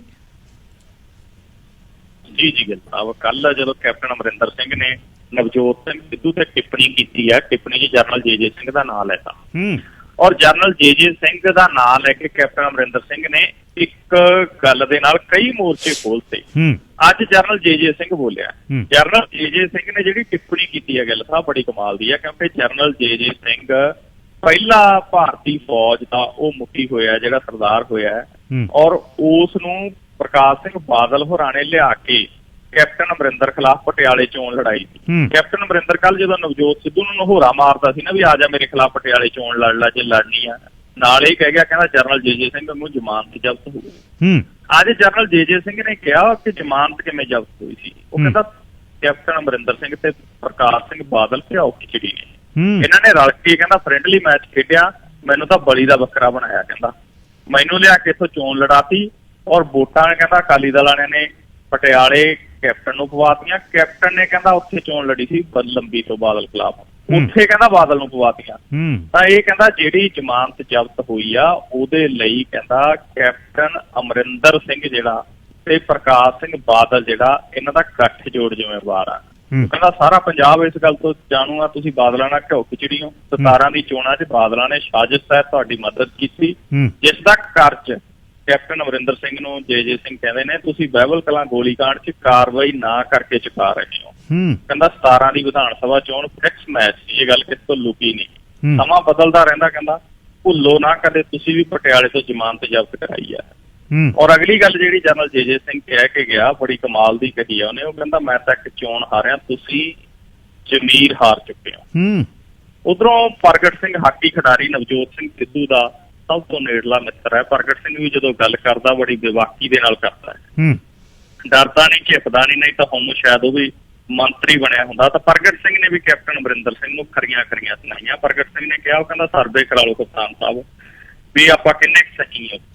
ਔਰ ਪ੍ਰਗਟ ਸਿੰਘ ਨੇ ਇਹ ਵੀ ਕਿਹਾ, ਉਹ ਕਹਿੰਦਾ ਵੀ ਜੇ ਅਸੀਂ ਜਿੱਤੇ ਸੀ ਤਾਂ 2017 ਦੀ ਚੋਣ ਕਹਿੰਦਾ ਬੇਅਦਬੀ ਤੇ ਗੋਲੀकांड ਦੇ ਦੋਸ਼ੀਆਂ ਨੂੰ ਸਜ਼ਾ ਦਿਵਾਵਾਂਗੇ ਕਹਿ ਕੇ ਜਿੱਤੇ, ਪਰ 4 ਸਾਲ ਬਾਅਦ ਅਸੀਂ ਉੱਥੇ ਹੀ ਖੜੇ ਹਾਂ ਜਿੱਥੇ 4 ਸਾਲ ਪਹਿਲਾਂ ਖੜੇ ਸੀ। ਔਰ ਪ੍ਰਗਟ ਸਿੰਘ ਨੇ ਜਿਹੜੇ ਕੋਈ ਸਵਾਲ ਠਾਏ ਨੇ ਕੈਪਟਨ ਅਮਰਿੰਦਰ ਸਿੰਘ ਦੇ ਉੱਤੇ, ਔਰ ਇੱਥੋਂ ਤੱਕ ਕਿਹਾ, ਉਹ ਕਹਿੰਦਾ ਤੁਹਾਡੇ ਵਰਗੇ ਪ੍ਰਸ਼ਾਸਕ ਤੋਂ ਜਿਹੀਆਂ ਗੱਲਾਂ ਦੀ ਆਸ ਨਹੀਂ ਸੀ ਜੋ ਹੋ ਰਹੀਆਂ ਨੇ। ਕੈਪਟਨ ਅਮਰਿੰਦਰ ਸਿੰਘ ਨੂੰ ਮੁਖਾਤਬ ਹੋ ਕੇ ਜਿਹੜਾ ਉਹਨੇ ਸਰਵੇ ਵਾਲੀ ਗੱਲ ਕਹੀ ਹੈ ਨਾ ਕਿ ਸਰਵੇ ਕਰਾ ਲਓ, ਆਪਾਂ ਨੂੰ ਆਪੇ ਪਤਾ ਲੱਗ ਜੂ ਅਸੀਂ ਕਿੱਥੇ ਖੜੇ ਹਾਂ। ਮੁੱਖ ਮੰਤਰੀ ਨੂੰ ਕਹਿੰਦਾ ਆਪੇ ਸਰਵੇ ਕਰਵਾ ਲੈਣਾ ਚਾਹੀਦਾ ਤੁਹਾਨੂੰ। ਤਾਂ ਉਹ ਸਿੱਧੇ ਤੌਰ ਤੇ ਉੱਥੇ ਨਵਜੋਤ ਸਿੰਘ ਸਿੱਧੂ ਦੇ ਪੱਖ 'ਚ ਖੜਾ ਨਜ਼ਰ ਆ ਰਿਹਾ। ਬਾਕੀ ਜਿਹੜੀ ਪਟਿਆਲੇ ਤੋਂ ਇਲੈਕਸ਼ਨ ਵਾਲੀ ਗੱਲ ਆ ਉਹਦੇ 'ਚ ਤਾਂ ਪ੍ਰਗਟ ਸਿੰਘ ਇੱਥੋਂ ਤੱਕ ਕਹਿ ਗਿਆ, ਉਹ ਕਹਿੰਦਾ ਮੁੱਖ ਮੰਤਰੀ ਸੂਬੇ ਦਾ ਪਿਓ ਹੁੰਦਾ, ਅਜਿਹੇ ਵੱਡੇ ਲੀਡਰ ਨੂੰ ਜਿਹੀ ਗੱਲ ਆ ਜਿਹੜੀ ਨਹੀਂ ਕਰਨੀ ਚਾਹੀਦੀ। ਸੋ ਇੱਕ ਕਤਾਰਬੰਦੀ ਹੋ ਰਹੀ ਆ ਇਹ 'ਚ ਨਵਜੋਤ ਸਿੰਘ ਸਿੱਧੂ, ਪ੍ਰਗਟ ਸਿੰਘ ਇੱਕ ਪਾਸੇ ਆ। ਅੱਜ ਕੈਪਟਨ ਅਮਰਿੰਦਰ ਸਿੰਘ ਨੇ ਮੀਟਿੰਗ ਸੱਦੀ ਸੀ ਮੰਤਰੀਆਂ ਦੀ, ਔਰ ਉਹਦੇ 'ਚ ਸੁਖਜਿੰਦਰ ਰੰਧਾਵਾ ਗੈਰ ਹਾਜ਼ਰ ਰਹੇ। ਇਹ ਵੱਡੀ ਗੱਲ ਆ। ਗੱਲ ਸਾਹਿਬ, ਸੁਖਜਿੰਦਰ ਰੰਧਾਵਾ, ਸੁਨੀਲ ਜਾਖੜ ਕੈਪਟਨ ਦੇ ਖੇਮੇ ਦੇ ਬੰਦੇ ਨੇ। ਪਿਛਲੇ ਦਿਨਾਂ 'ਚ ਸੁਖਜਿੰਦਰ ਰੰਧਾਵੇ ਦੇ ਵੱਲੋਂ ਜੇਲ੍ਹ 'ਚ ਪਾ ਕੇ ਅਸਤੀਫਾ ਲਿਆਉਣਾ ਕੈਪਟਨ ਅਮਰਿੰਦਰ ਦੇ ਮੇਜ਼ ਤੇ ਧਰਨਾ ਵੱਡੀ ਗੱਲ ਸੀ। ਉਸ ਤੋਂ ਬਾਅਦ ਦੂਜੀ ਵੱਡੀ ਗੱਲ ਜਿਹੜੀ ਹੋਈ ਆ ਕਿ ਅੱਜ ਮੀਟਿੰਗ ਦੇ ਵਿੱਚ ਜਿਹੜਾ ਉਹ ਨਹੀਂ ਪਹੁੰਚੇ। ਉਧਰੋਂ ਸਾਧੂ ਸਿੰਘ ਧਰਮਸੋਤ ਆ ਜਿਹੜਾ ਉਹ ਕੈਪਟਨ ਅਮਰਿੰਦਰ ਸਿੰਘ ਦੇ ਪੱਖ 'ਚ ਬੋਲਿਆ। ਉਹਨੇ ਨਵਜੋਤ ਸਿੰਘ ਸਿੱਧੂ ਨੂੰ ਕਹਿਤਾ, ਕਹਿੰਦਾ ਚੱਕੀ ਹੋਈ ਲੰਬੜਾਂ ਦੀ ਥਾਣੇਦਾਰ ਬਰਾਬਰ ਬੋਲੇ, ਕਹਿੰਦਾ ਇਹਨੂੰ ਕਿਸੇ ਦੀ ਚੱਕ ਆ। ਲੇਕਿਨ ਹੁਣ ਸਵਾਲ ਇਹ ਆ ਵੀ ਜਿਵੇਂ ਜਨਰਲ ਜੇ ਸਿੰਘ ਨੇ ਕਿਹਾ ਵੀ ਕੈਪਟਨ ਅਮਰਿੰਦਰ ਤਾਂ ਬਾਦਲਾਂ ਦਾ ਜਿਹੜਾ ਕਰਜ਼ਾ ਚੁਕਾ ਰਿਹਾ, ਉਸ ਗੱਲ ਵਾਂਗੂ ਸਾਧੂ ਸਿੰਘ ਧਰਮਸੋਤ ਤਾਂ ਪਿਛਲੇ ਦਿਨਾਂ ਦੇ ਵਿੱਚ ਇੱਕ ਘਟਾਲੇ ਦੇ ਵਿੱਚ ਨਾ ਬੋਲਦਾ ਸੀ, ਔਰ ਉਦੋਂ ਕੈਪਟਨ ਅਮਰਿੰਦਰ ਸਿੰਘ ਨੇ ਕਿਹਾ ਸੀ ਇਹਦਾ ਅਸਤੀਫਾ ਨਹੀਂ ਲੈਣਾ, ਤੇ ਹੁਣ ਇਹ ਤਾਂ ਬੋਲੂਗਾ ਹੀ। ਕੀ ਗੱਲ ਸਾਹਿਬ, ਅਖੀਰਲੀ ਖਬਰ ਜੀ ਦੱਸ ਕੇ ਜਾਓ ਕਿ ਮੋਰਚੇ ਦਾ ਕੀ ਹਾਲ ਹੈ? ਕਹਿੰਦੇ ਮੱਝਾਂ ਹੱਕ ਕੇ ਲੈ ਗਏ ਕਿਸਾਨ ਮੋਰਚੇ ਤੇ ਦਿੱਲੀ। ਜੀ ਜੀ ਸਾਹਿਬ, ਮੋਰਚੇ ਦਾ ਹਾਲ ਬਹੁਤ ਸੋਹਣਾ ਹੈ, ਮੋਰਚਾ ਵਧੀਆ ਚੱਲ ਰਿਹਾ ਹੈਗਾ। ਭਾਵੇਂ ਪਿਛਲੇ ਦਿਨਾਂ 'ਚ ਕੁਝ ਖਟਾਸ ਭਰੀਆਂ ਖਬਰਾਂ ਜਿਹੜੀਆਂ ਉਹ ਸਾਹਮਣੇ ਆਈਆਂ, ਜੋਗਿੰਦਰ ਸਿੰਘ ਗਰਾਹਾਂ ਜੋ ਬੋਲੇ, ਜਿਹਦੇ 'ਚ ਉਹਨਾਂ ਨੇ ਸਰਜੀਤ ਸਿੰਘ ਫੂਲ ਦਾ ਨਾਂ ਲਿਆ, ਰੁਪਿੰਦਰ ਜਲਾਲ ਕਬੱਡੀ ਕਮੈਂਟੇਟਰ ਹੈ ਉਹਦਾ ਨਾਂ ਲਿਆ, ਹੋਰ ਕੁਝ ਵਿਅਕਤੀਆਂ ਦੇ ਉੱਤੇ ਉਹ ਬੋਲੇ। ਉਹਦਾ ਥੋੜਾ ਜਿਹਾ ਮਤਲਬ ਨੌਜਵਾਨਾਂ ਦੇ ਵਿੱਚ ਜਾਂ ਸਰਜੀਤ ਸਿੰਘ ਫੂਲ ਹੋਰਾਂ ਦੀ ਧਿਰ ਥੋੜਾ ਜਿਹਾ ਮਤਲਬ ਇਸ ਗੱਲ ਨੂੰ ਲੈ ਕੇ ਸਵਾਲ ਉਠਾ ਰਹੀ ਹੈ। ਸਵਾਲ ਉਠਾਉਣੇ ਵਾਜਬ ਵੀ ਨੇ, ਜਾਇਜ਼ ਵੀ ਨੇ ਕਿ ਬਰਾਬਰ ਦੀ ਧਿਰ ਆ ਸੰਯੁਕਤ ਮੋਰਚੇ ਦੇ ਵਿੱਚ ਉਹ, ਔਰ ਉਹਨਾਂ ਨੂੰ ਇਸ ਤਰੀਕੇ ਦੇ ਨਾਲ ਕਮੈਂਟਿੰਗ ਕਰਨੀ ਇਹ ਠੀਕ ਨਹੀਂ ਹੈ। ਲੇਕਿਨ ਫਿਰ ਵੀ ਲੋਕਾਂ ਦੇ ਵੱਲੋਂ ਜਿਹੜਾ ਸਹਿਯੋਗ ਆ ਪੂਰੀ ਵੱਡੀ ਪੱਧਰ ਤੇ ਮਿਲ ਰਿਹਾ ਗਾ। ਵੱਡੀ ਗਿਣਤੀ ਦੇ ਵਿੱਚ ਲੋਕ ਨੇ ਜਿਹੜੇ ਮੋਰਚੇ ਦੇ ਵਿੱਚ ਸ਼ਾਮਲ ਹੋ ਰਹੇ ਨੇ। ਤੂੜੀ ਤੰਦ ਵੇਚ ਸਾਹਿਬ ਹਾੜੀ ਵੇਚ ਵੱਟ ਕੇ, ਹਾੜੀ ਵੇਚ ਲਈ ਗਿੱਲ ਸਾਹਿਬ, ਪੈਸੇ ਕੁਛ ਦੇ ਅਕਾਊਂਟ 'ਚ ਆ ਗਏ, ਕੁਛ ਦੇ ਆ ਜਾਣੇ ਨੇ। ਔਰ ਉਸ ਤੋਂ ਬਾਅਦ ਮੁੰਡੇ ਕਹਿੰਦੇ ਨੇ ਵੀ ਬਾਪੂ ਚੱਲ ਦਿੱਲੀ ਨੂੰ, ਹੁਣ ਕੰਮ ਅਸੀਂ ਸਾਂਭਾਂਗੇ, ਜਾਂ ਬਾਪੂ ਕਹਿੰਦਾ ਵੀ ਚੱਲ ਪੁੱਤ ਹਾੜੀ ਵਧੀਆ ਨਿਕਲੇ, ਐਤਕੀ ਮੇਲੇ ਤੇ ਨਹੀਂ ਜਾਣਾ, ਐਤਕੀ ਦਿੱਲੀ ਮੋਰਚੇ ਤੇ ਚੱਲੋ। ਔਰ ਦਿੱਲੀ ਮੋਰਚੇ ਤੇ ਦੁੱਧ ਦਹੀਂ ਦੇ ਲਈ ਮੱਝਾਂ ਲੈ ਗਏ ਕੁਝ ਕਿਸਾਨ, ਜਿਹੜੀ ਸਭ ਤੋਂ ਵੱਡੀ ਗੱਲ ਆ ਵੀ ਸਾਮਾ ਕਰ ਲਿਆ, ਜਿਹਦੇ ਤੋਂ ਮੋਦੀ ਡਰਦਾ ਜੀ ਤੋਂ ਖੱਟਰ ਨੇ ਧਾਰਾ 144 ਲਾਤੀ, ਮੱਝਾਂ ਲਿਆ ਕੇ ਬੰਨ ਲਈਆਂ ਉੱਥੇ। ਹਰਿਆਣੇ ਵਾਲੇ ਕਹਿੰਦੇ ਕੋਈ ਗੱਲ ਨਹੀਂ ਬਾਪੂ, ਤੂੜੀ ਅਸੀਂ ਸਿੱਟ ਦਿਆਂਗੇ। ਆਪਣੇ ਵਾਲੇ ਵੀ ਕੰਬਾਈਨਾਂ ਤੂੜੀ ਵਾਲੇ ਰੀਪਰ ਉਧਰ ਹਰਿਆਣੇ ਕਣੀ ਵਾਢੀ ਕਰਨ ਜਾਂਦੇ ਨੇ, ਉੱਥੇ ਲਾਇਆ ਢੇਰ ਐਤਕੀ, ਕਹਿੰਦੇ ਵੀ ਇੱਥੋਂ ਆਪਾਂ ਉੱਥੇ ਪਹੁੰਚਾਵਾਂਗੇ। ਔਰ ਮੱਝਾਂ ਉੱਥੇ ਗਈਆਂ, ਉੱਥੇ ਘੋੜੇ ਪਹਿਲੇ ਹੀ ਨਿੰਗ ਸਿੰਘਾਂ ਦੇ ਬੰਨੇ ਹੋਏ ਨੇ, ਉੱਥੇ ਹਰਾ ਚਾਰਾ ਆ ਰਿਹਾ, ਤੂੜੀ ਆ ਰਹੀ ਹੈ, ਔਰ ਉੱਥੇ ਹੀ ਦੁੱਧ ਚੋ ਕੇ ਉੱਥੇ ਹੀ ਜਿਹੜਾ ਦਹੀਂ, ਉੱਥੇ ਹੀ ਜਿਹੜਾ ਚਾਹਾਂ ਬਣ ਰਹੀਆਂ ਨੇ। ਔਰ ਅੰਮ੍ਰਿਤਸਰ ਦੇ ਕਿਸਾਨ ਨੇ ਠੇਕੇ ਤੇ ਜ਼ਮੀਨ ਲੈ ਕੇ ਸਬਜ਼ੀਆਂ ਬੀਜਦੀਆਂ ਉੱਥੇ ਬਾਰਡਰ ਦੇ ਉੱਤੇ, ਠੀਕਰੀ ਤੇ ਵੀ, ਸਿੰਘੂ ਤੇ ਪਹਿਲਾਂ ਹੀ ਕੁਝ ਕਿਸਾਨ ਨੇ ਜਿਹੜੇ ਉਹ ਠੇਕੇ ਤੇ ਹਰਿਆਣੇ ਵਾਲਿਆਂ ਤੋਂ ਬਾਹਰ ਲੈ ਕੇ ਸਬਜ਼ੀਆਂ ਲਾਈ ਬੈਠੇ ਨੇ, ਉੱਥੋਂ ਸਬਜ਼ੀ ਸਾਰੀ ਮੋਰਚੇ 'ਚ ਜਾ ਰਹੀ ਆ। ਤੋਂ ਮੋਰਚਾ ਪੱਕੇ ਪੈਰੀ ਹੋ ਰਿਹਾ, ਲੋਕਾਂ ਦਾ ਹਰ ਤਰ੍ਹਾਂ ਦਾ ਸਹਿਯੋਗ ਆ ਜਿਹੜਾ ਮਿਲ ਰਿਹਾ। ਕਿਸਾਨ ਲੀਡਰਸ਼ਿਪ ਨੂੰ ਹੁਣ ਇਹ ਦੇਖਦਿਆਂ ਹੋਇਆਂ ਜਿਹੜਾ ਇਸ ਰੂਪ ਦਾ ਫੈਸਲੇ ਲੈਣੇ ਚਾਹੀਦੇ ਨੇ ਕਿ ਇਕਜੁੱਟਤਾ ਦੇ ਨਾਲ ਮੋਰਚਾ ਅੱਗੇ ਵਧੇ। ਜੀ ਗਿੱਲ ਸਾਹਿਬ, ਧੰਨਵਾਦ ਬਹੁਤ ਬਹੁਤ ਜੀ। ਕੱਲ ਨੂੰ ਫੇਰ ਅੱਜ ਦੀ ਤਰ੍ਹਾਂ 10 ਮਿੰਟ ਪਹਿਲਾਂ ਤੁਹਾਡੇ ਨਾਲ 9:10 ਤੇ ਗੱਲਬਾਤ ਹੋਏਗੀ। Thank you. ਸ਼ੁਕਰੀਆ ਗਿੱਲ ਸਾਹਿਬ, ਤੁਹਾਡਾ ਤੇ ਸਾਰੇ ਦੋਸਤਾਂ ਦਾ ਬਹੁਤ ਬਹੁਤ ਧੰਨਵਾਦ। ਧੰਨਵਾਦ ਜੀ। 10:10 ਤੇ ਸਿਟੀ ਆਫ ਸਰੀ ਦੇ ਕੌਂਸਲਰ ਮਨਦੀਪ ਸਿੰਘ ਨਾਗਰਾ ਮੇਰੇ ਨਾਲ ਸ਼ਾਮਲ ਹੋਣਗੇ। ਗੱਲ ਕਰਾਂਗੇ ਅੱਜ 84 ਐਵਨਿਊ ਦੀ, ਕਿ 84 ਐਵਨਿਊ ਨੂੰ ਸਕਾਟ ਰੋਡ ਤੋਂ ਲੈ ਕੇ ਫਰੇਜ਼ਰ ਤੱਕ ਕਿਵੇਂ ਜੋੜਿਆ ਜਾਵੇ। ਜਿਹੜੇ ਮਿਸਿੰਗ ਲਿੰਕ ਨੇ 124 ਤੋਂ 128 ਤੇ ਕਿੰਗ ਜਾਰਜ ਬੁਲੇਵਰਡ ਤੋਂ 140, ਇਸ ਨੂੰ ਤੇ ਗਾਂ ਫਿਰ 84 ਵਾਈਡਨਿੰਗ ਵੀ ਜੇ ਹੋਏਗਾ, ਕਿਸ ਤਰ੍ਹਾਂ ਹੋਏਗਾ, ਜੋ ਦੱਸਣਗੇ। ਤੁਸੀਂ ਵੀ ਗੱਲਬਾਤ ਕਰ ਸਕਦੇ ਹੋ ਕਿ ਵੇਅਰ ਕ੍ਰੀਕ ਦੇ ਵਿੱਚ ਦੀ ਪਹਿਲਾਂ ਵੀ ਗੱਲ ਚੱਲੀ ਸੀ ਇਹ, ਉਸ 'ਤੇ ਪਲੀਜ਼ ਅਗਲਾ ਘੰਟਾ 10:10 ਤੇ ਉਹਨਾਂ ਨਾਲ ਗੱਲਬਾਤ ਕਰਾਂਗੇ। ਦੁਨੀਆ ਦੀਆਂ ਖਬਰਾਂ ਦੇ ਵਿੱਚੋਂ, ਜ਼ਿੰਦਗੀ ਦੇ ਵਿੱਚ, ਆਪਣੇ ਤਜਰਬੇ ਦੇ ਵਿੱਚ ਵੀ ਉਹ ਕਹਿੰਦੇ ਨੇ ਵੀ ਪਿਆਰ ਤੇ ਰਾਜਨੀਤੀ 'ਚ ਨਾ ਕੋਈ ਪੱਕਾ ਦੁਸ਼ਮਣ, ਨਾ ਕੋਈ ਪੱਕਾ ਦੋਸਤ। ਜ਼ਿੰਦਗੀ ਬਦਲ ਜਾਂਦੀ ਹੈ। ਹੁਣ ਕੀ ਹੋਇਆ ਅਪ੍ਰੈਲ ਦੇ ਪਹਿਲੇ ਹਫ਼ਤੇ, ਤੁਸੀਂ ਸੋਚ ਸਕਦੇ ਹੋ ਵੀ ਸਾਊਦੀ ਕਰਾਊਨ ਪ੍ਰਿੰਸ ਮੁਹੰਮਦ ਬਿਨ ਸਲਮਾਨ ਤੇ ਈਰਾਨ ਦੇ ਸੀਨੀਅਰ ਲੀਡਰ ਜਿਹੜੇ ਨੇ ਅਪ੍ਰੈਲ 9 ਨੂੰ ਬਗਦਾਦ ਦੇ ਵਿੱਚ ਇੱਕ ਖੁਫੀਆ ਮੀਟਿੰਗ ਉਹਨਾਂ ਨੇ ਕੀਤੀ। ਫਾਈਨੈਂਸ਼ੀਅਲ ਟਾਈਮਜ਼ ਨੇ ਰਿਪੋਰਟ ਕਰ ਦਿੱਤੀ ਵੀ ਅਪ੍ਰੈਲ 9 ਨੂੰ ਹੋਈ। ਜਿਹੜੇ ਇੱਕ ਦੂਜੇ ਦੇ ਅੱਖ ਤਿੰਨ ਸੀ, ਜਿਹੜੇ ਇੰਨਾ ਕੁ ਦੁਖੀ ਸੀ ਇੱਕ ਦੂਜੇ ਤੋਂ, ਜਿਹਦੇ ਕਰਕੇ ਜਿਹੜਾ ਇਹ ਸਾਰਾ ਕੁਝ ਡੋਨਲਡ ਟਰੰਪ ਦੇ ਜਾਣ ਤੋਂ ਬਦਲਿਆ। ਤੁਸੀਂ ਮੇਰੀ ਗੱਲ ਕਰਨ ਦੇ ਨਾਲ ਨਾਲ ਜਦ ਤੁਹਾਡੀ ਪਕੜ ਹੋਵੇ, ਜਦੇ ਉਸੇ ਸਮੇਂ ਫੋਨ ਕਰਿਆ ਕਰੋ ਪਲੀਜ਼। ਮੈਨੂੰ ਕਹਿਣ ਦੀ ਨਾ ਲੋੜ ਪਵੇ ਪਲੀਜ਼ ਕਾਲ ਇਨ। ਜਦ ਵੀ ਤੁਸੀਂ ਕੋਈ ਵੀ ਖਬਰ ਨਾਲ ਤੁਹਾਨੂੰ ਲੱਗੇ ਕਿ ਮੈਂ ਗੱਲ ਕਰਨੀ ਹੈ, 604 204 0600। ਮੈਂ ਕੋਸ਼ਿਸ਼ ਕਰਦਾ ਸਾਰਿਆਂ ਨੂੰ ਅਕਮੋਡੇਟ ਕਰਨ ਲਈ। 2 ਘੰਟੇ ਦੇ ਸਮੇਂ ਦੇ ਵਿੱਚ ਐਡਵਰਟਾਈਜ਼ਮੈਂਟ ਤੇ ਹਰ ਅੱਧੇ ਘੰਟੇ ਬਾਅਦ ਜਦ ਖਬਰਾਂ ਚੱਲਣੀਆਂ ਨੇ ਉਹਦੇ ਵਿੱਚ ਹੀ ਮੈਂ ਗੱਲਬਾਤ ਕਰਨੀ ਚਾਹੁੰਦਾ। ਸੋ ਥੋੜ੍ਹਾ ਜਿਹਾ ਟਾਈਟ ਹੁੰਦਾ ਸ਼ੋ, ਪਰ ਫਿਰ ਵੀ ਪਲੀਜ਼ ਕਾਲ ਇਨ। ਤੇ ਕਾਲਰਾਂ ਨੂੰ ਬੇਨਤੀ ਹੈ ਕਿ ਐਨ ਟੂ ਦਾ ਪੁਆਇੰਟ ਗੱਲ ਕਰਕੇ 40 ਸੈਕਿੰਡ ਦੇ ਵਿੱਚ ਗੱਲ ਨਿਬੜ ਜਾਵੇ, ਕਿਉਂਕਿ ਦੁਬਾਰਾ ਫਿਰ ਰਿਪੀਟ ਹੋਣ ਲੱਗ ਜਾਂਦੀ ਹੈ 40 ਸੈਕਿੰਡ ਤੋਂ ਬਾਅਦ। ਬੰਦੇ ਨੂੰ ਨਹੀਂ ਪਤਾ ਲੱਗਦਾ, ਗੱਲ ਘੁੰਮਣ ਲੱਗ ਜਾਂਦੀ ਹੈ ਮੁੜ ਮੁੜ।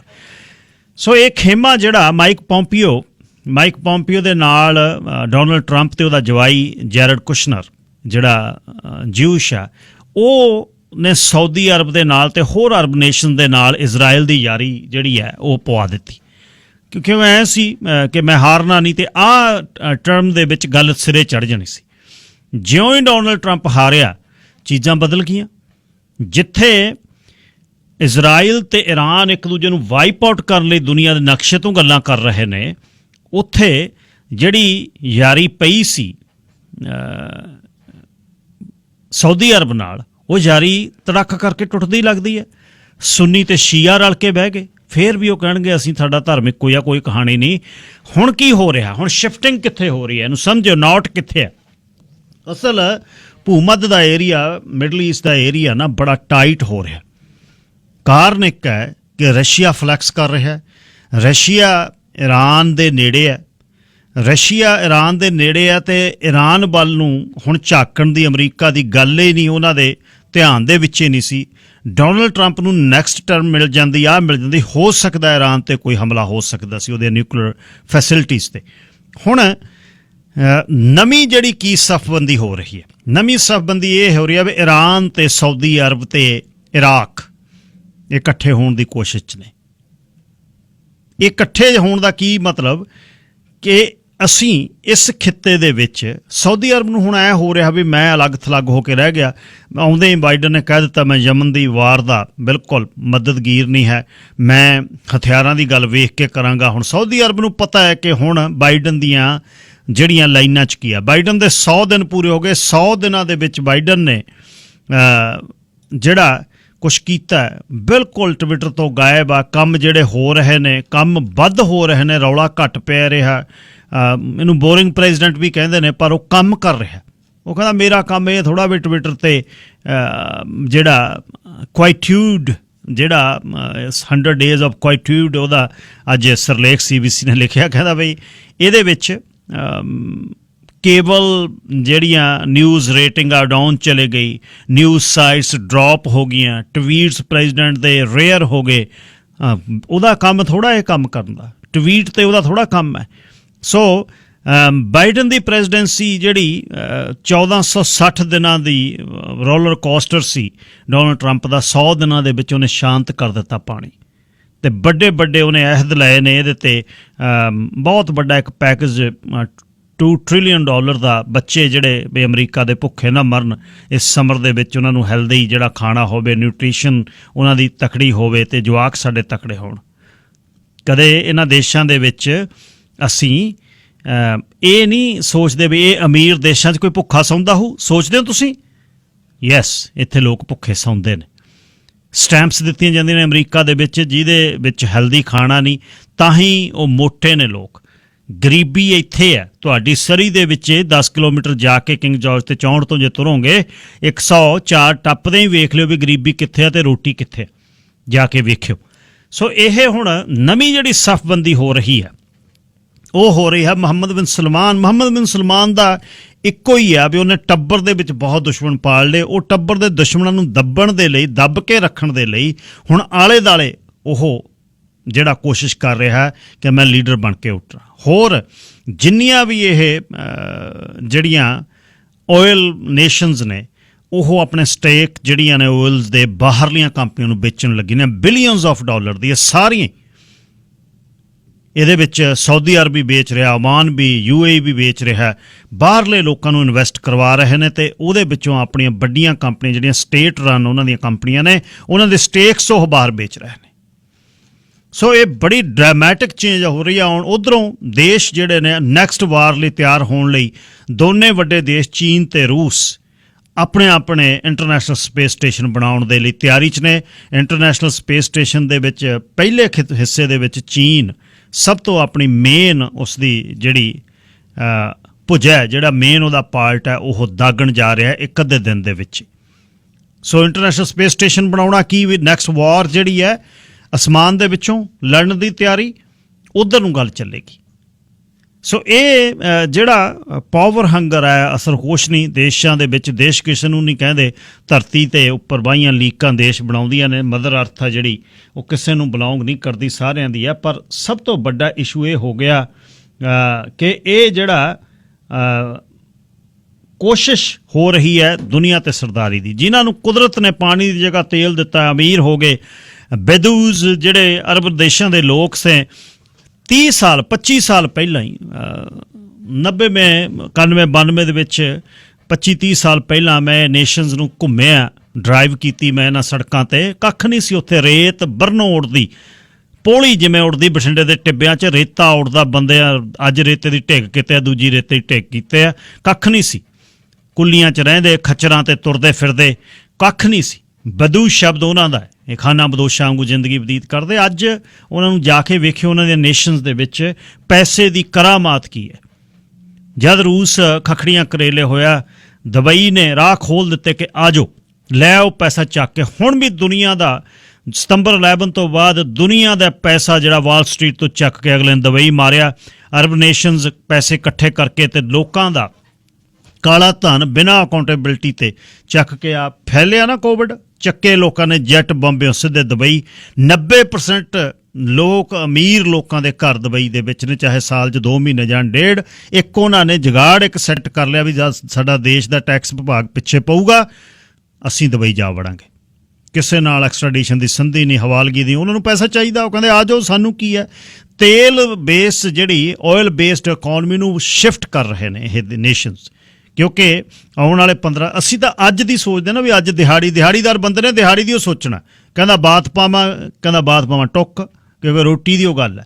ਇਹ ਤਾਂ ਹੁਣ ਜਿਹੜਾ 15 ਸਾਲਾਂ 'ਚ ਟ੍ਰਾਂਜੀਸ਼ਨ ਹੋਣਾ, ਜਿਹੜਾ ਆਇਲ ਬੇਸਡ ਜਿਹੜੀ ਇਕੋਨਮੀ ਆ ਉਹ ਕਲੀਨ ਐਨਰਜੀ 'ਤੇ ਜਾਣੀ ਆ। ਕਾਰਾਂ ਜਿਹੜੀਆਂ ਇਲੈਕਟ੍ਰਿਕ ਹੋ ਜਾਣੀਆਂ ਨੇ ਤੇ ਪਤਾ ਨਹੀਂ ਕੀ ਵੇਖ ਕੇ ਜਾਣਾ। ਜਿਹੜੇ ਅੱਧੀ ਸਦੀ ਵਾਲੇ ਨੇ, 50 ਵਾਲੇ ਮੇਰੇ ਵਰਗੇ, ਆਉਣ ਵਾਲੇ 20 ਸਾਲਾਂ 'ਚ, ਜੇ 75 ਸਾਲ ਤੱਕ ਆਪਣੀ ਉਮਰ ਹੋਈ, 20 ਸਾਲਾਂ 'ਚ ਆਪਾਂ ਬਹੁਤ ਕੁਝ ਵੇਖ ਕੇ ਜਾਵਾਂਗੇ।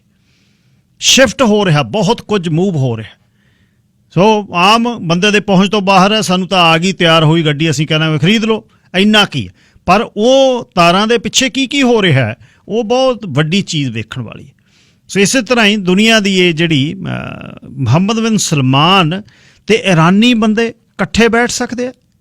ਉੱਧਰੋਂ ਜਿਹੜਾ ਤੁਰਕੀ ਬਹੁਤ ਸਟ੍ਰੈਟੇਜਿਕ ਜਗ੍ਹਾ 'ਤੇ ਬੈਠਾ, ਜਿਹੜਾ ਥੰਮ ਦਾ ਗੇਟਵੇ ਟੂ ਯੂਰਪ ਹੈ, ਉੱਥੇ ਉਹ ਥੰਮੀ ਬੈਠਾ। ਸੀਰੀਆ ਉੱਜੜ ਗਿਆ, ਸੀਰੀਆ ਦੇ ਵਿੱਚੋਂ ਹੌਲੀ ਹੌਲੀ ਲੋਕਾਂ ਨੇ ਪੈਰ ਕੱਢ ਲੈਣੇ ਨੇ। ਅਸਾਦ ਕਹੂਗਾ ਦੁਬਾਰਾ ਢਾਹ ਕੇ ਬਣਾ ਲੈਂਦੇ ਇਹਨੂੰ। ਇਜ਼ਰਾਈਲ ਫਲਸਤੀਨੀ ਲੋਕਾਂ ਦੇ ਹੱਕਾਂ 'ਤੇ ਜਿਹੜਾ ਡਾਕਾ ਮਾਰ ਰਿਹਾ, ਜਿਹੜੀ ਸੈਟਲਮੈਂਟ ਦੇ ਥੱਲੇ ਉਹ ਕਹਿੰਦੇ ਸਾਡੀ ਜ਼ਮੀਨ ਇਹ ਰੋਕ ਰਿਹਾ। ਇਜ਼ਰਾਈਲ ਦੁਨੀਆ 'ਤੇ ਸਰਦਾਰੀ ਕਾਇਮ ਰੱਖਣਾ ਚਾਹੁੰਦਾ, ਪਰ ਬਾਈਡਨ ਐਡਮਿਨਿਸਟ੍ਰੇਸ਼ਨ ਦੇ ਸਮੇਂ ਉਸ ਨੂੰ ਕੁਝ ਨਾ ਕੁਝ ਤੰਗੀਆਂ 'ਚੋਂ ਨਿਕਲਣਾ ਪੈਣਾ।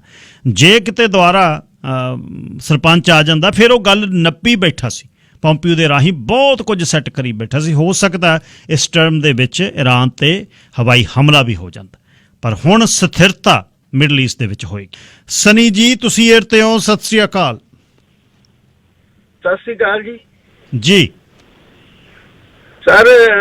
ਜਿਹੜਾ ਸਲਮਾਨ ਆ ਉਹ ਬੁਰਾ ਫਸ ਗਿਆ ਹੈ ਨਾ ਟਰੰਪ ਦੇ ਹਾਰਨ ਨਾਲ। ਤੇ ਇੱਕ ਤਾਂ ਉਹਨੇ ਘਰ 'ਚ ਦੁਸ਼ਮਣ ਆ, ਦੂਜਾ ਬਾਹਰ ਆ ਨਾ ਬਈ। ਜੇ ਉਹਦੀ ਜ਼ਿਆਦਾ ਮਜਬੂਰੀ ਆ ਇਰਾਨ ਨਾਲ ਉਹ ਸੰਧੀ ਕਰਨ ਦੀ, ਜਾਣੀ ਬਈ ਮਾਹੌਲ ਸ਼ਾਂਤ ਰੱਖਣ ਦੀ। ਘਰ 'ਚ ਵੀ ਵਿਰੋਧ ਹੋ ਰਿਹਾ ਤੇ ਬਾਹਰੋਂ ਵੀ, ਕਿਉਂਕਿ ਇਰਾਨ ਦੇ ਚਾਈਨਾ ਨਾਲ ਬਹੁਤ ਸੰਬੰਧ ਨਹੀਂ। ਅਰਾਊਂਡ 200-300 ਬਿਲੀਅਨ ਦੀ ਇਨਵੈਸਟਮੈਂਟ ਕਰਨੀ ਹੈ ਇਰਾਨ 'ਚ ਅਗਲੇ 20 ਸਾਲਾਂ 'ਚ। ਬਿਲਕੁਲ। ਤੇ ਉਹਨੂੰ ਲੱਗਦਾ ਆ ਬਈ ਜੇ ਘਰ ਵੀ ਫਸ ਗਏ ਤੇ ਬਾਹਰ ਵੀ ਫਸ ਗਏ, ਤੇ ਜੇ ਟਰੰਪ ਸਰ ਨਾ ਹਾਰਦਾ ਫੇਰ ਉਹਨੇ ਕਦੀ ਵੀ ਨਾ ਸਰ ਆਉਣਾ।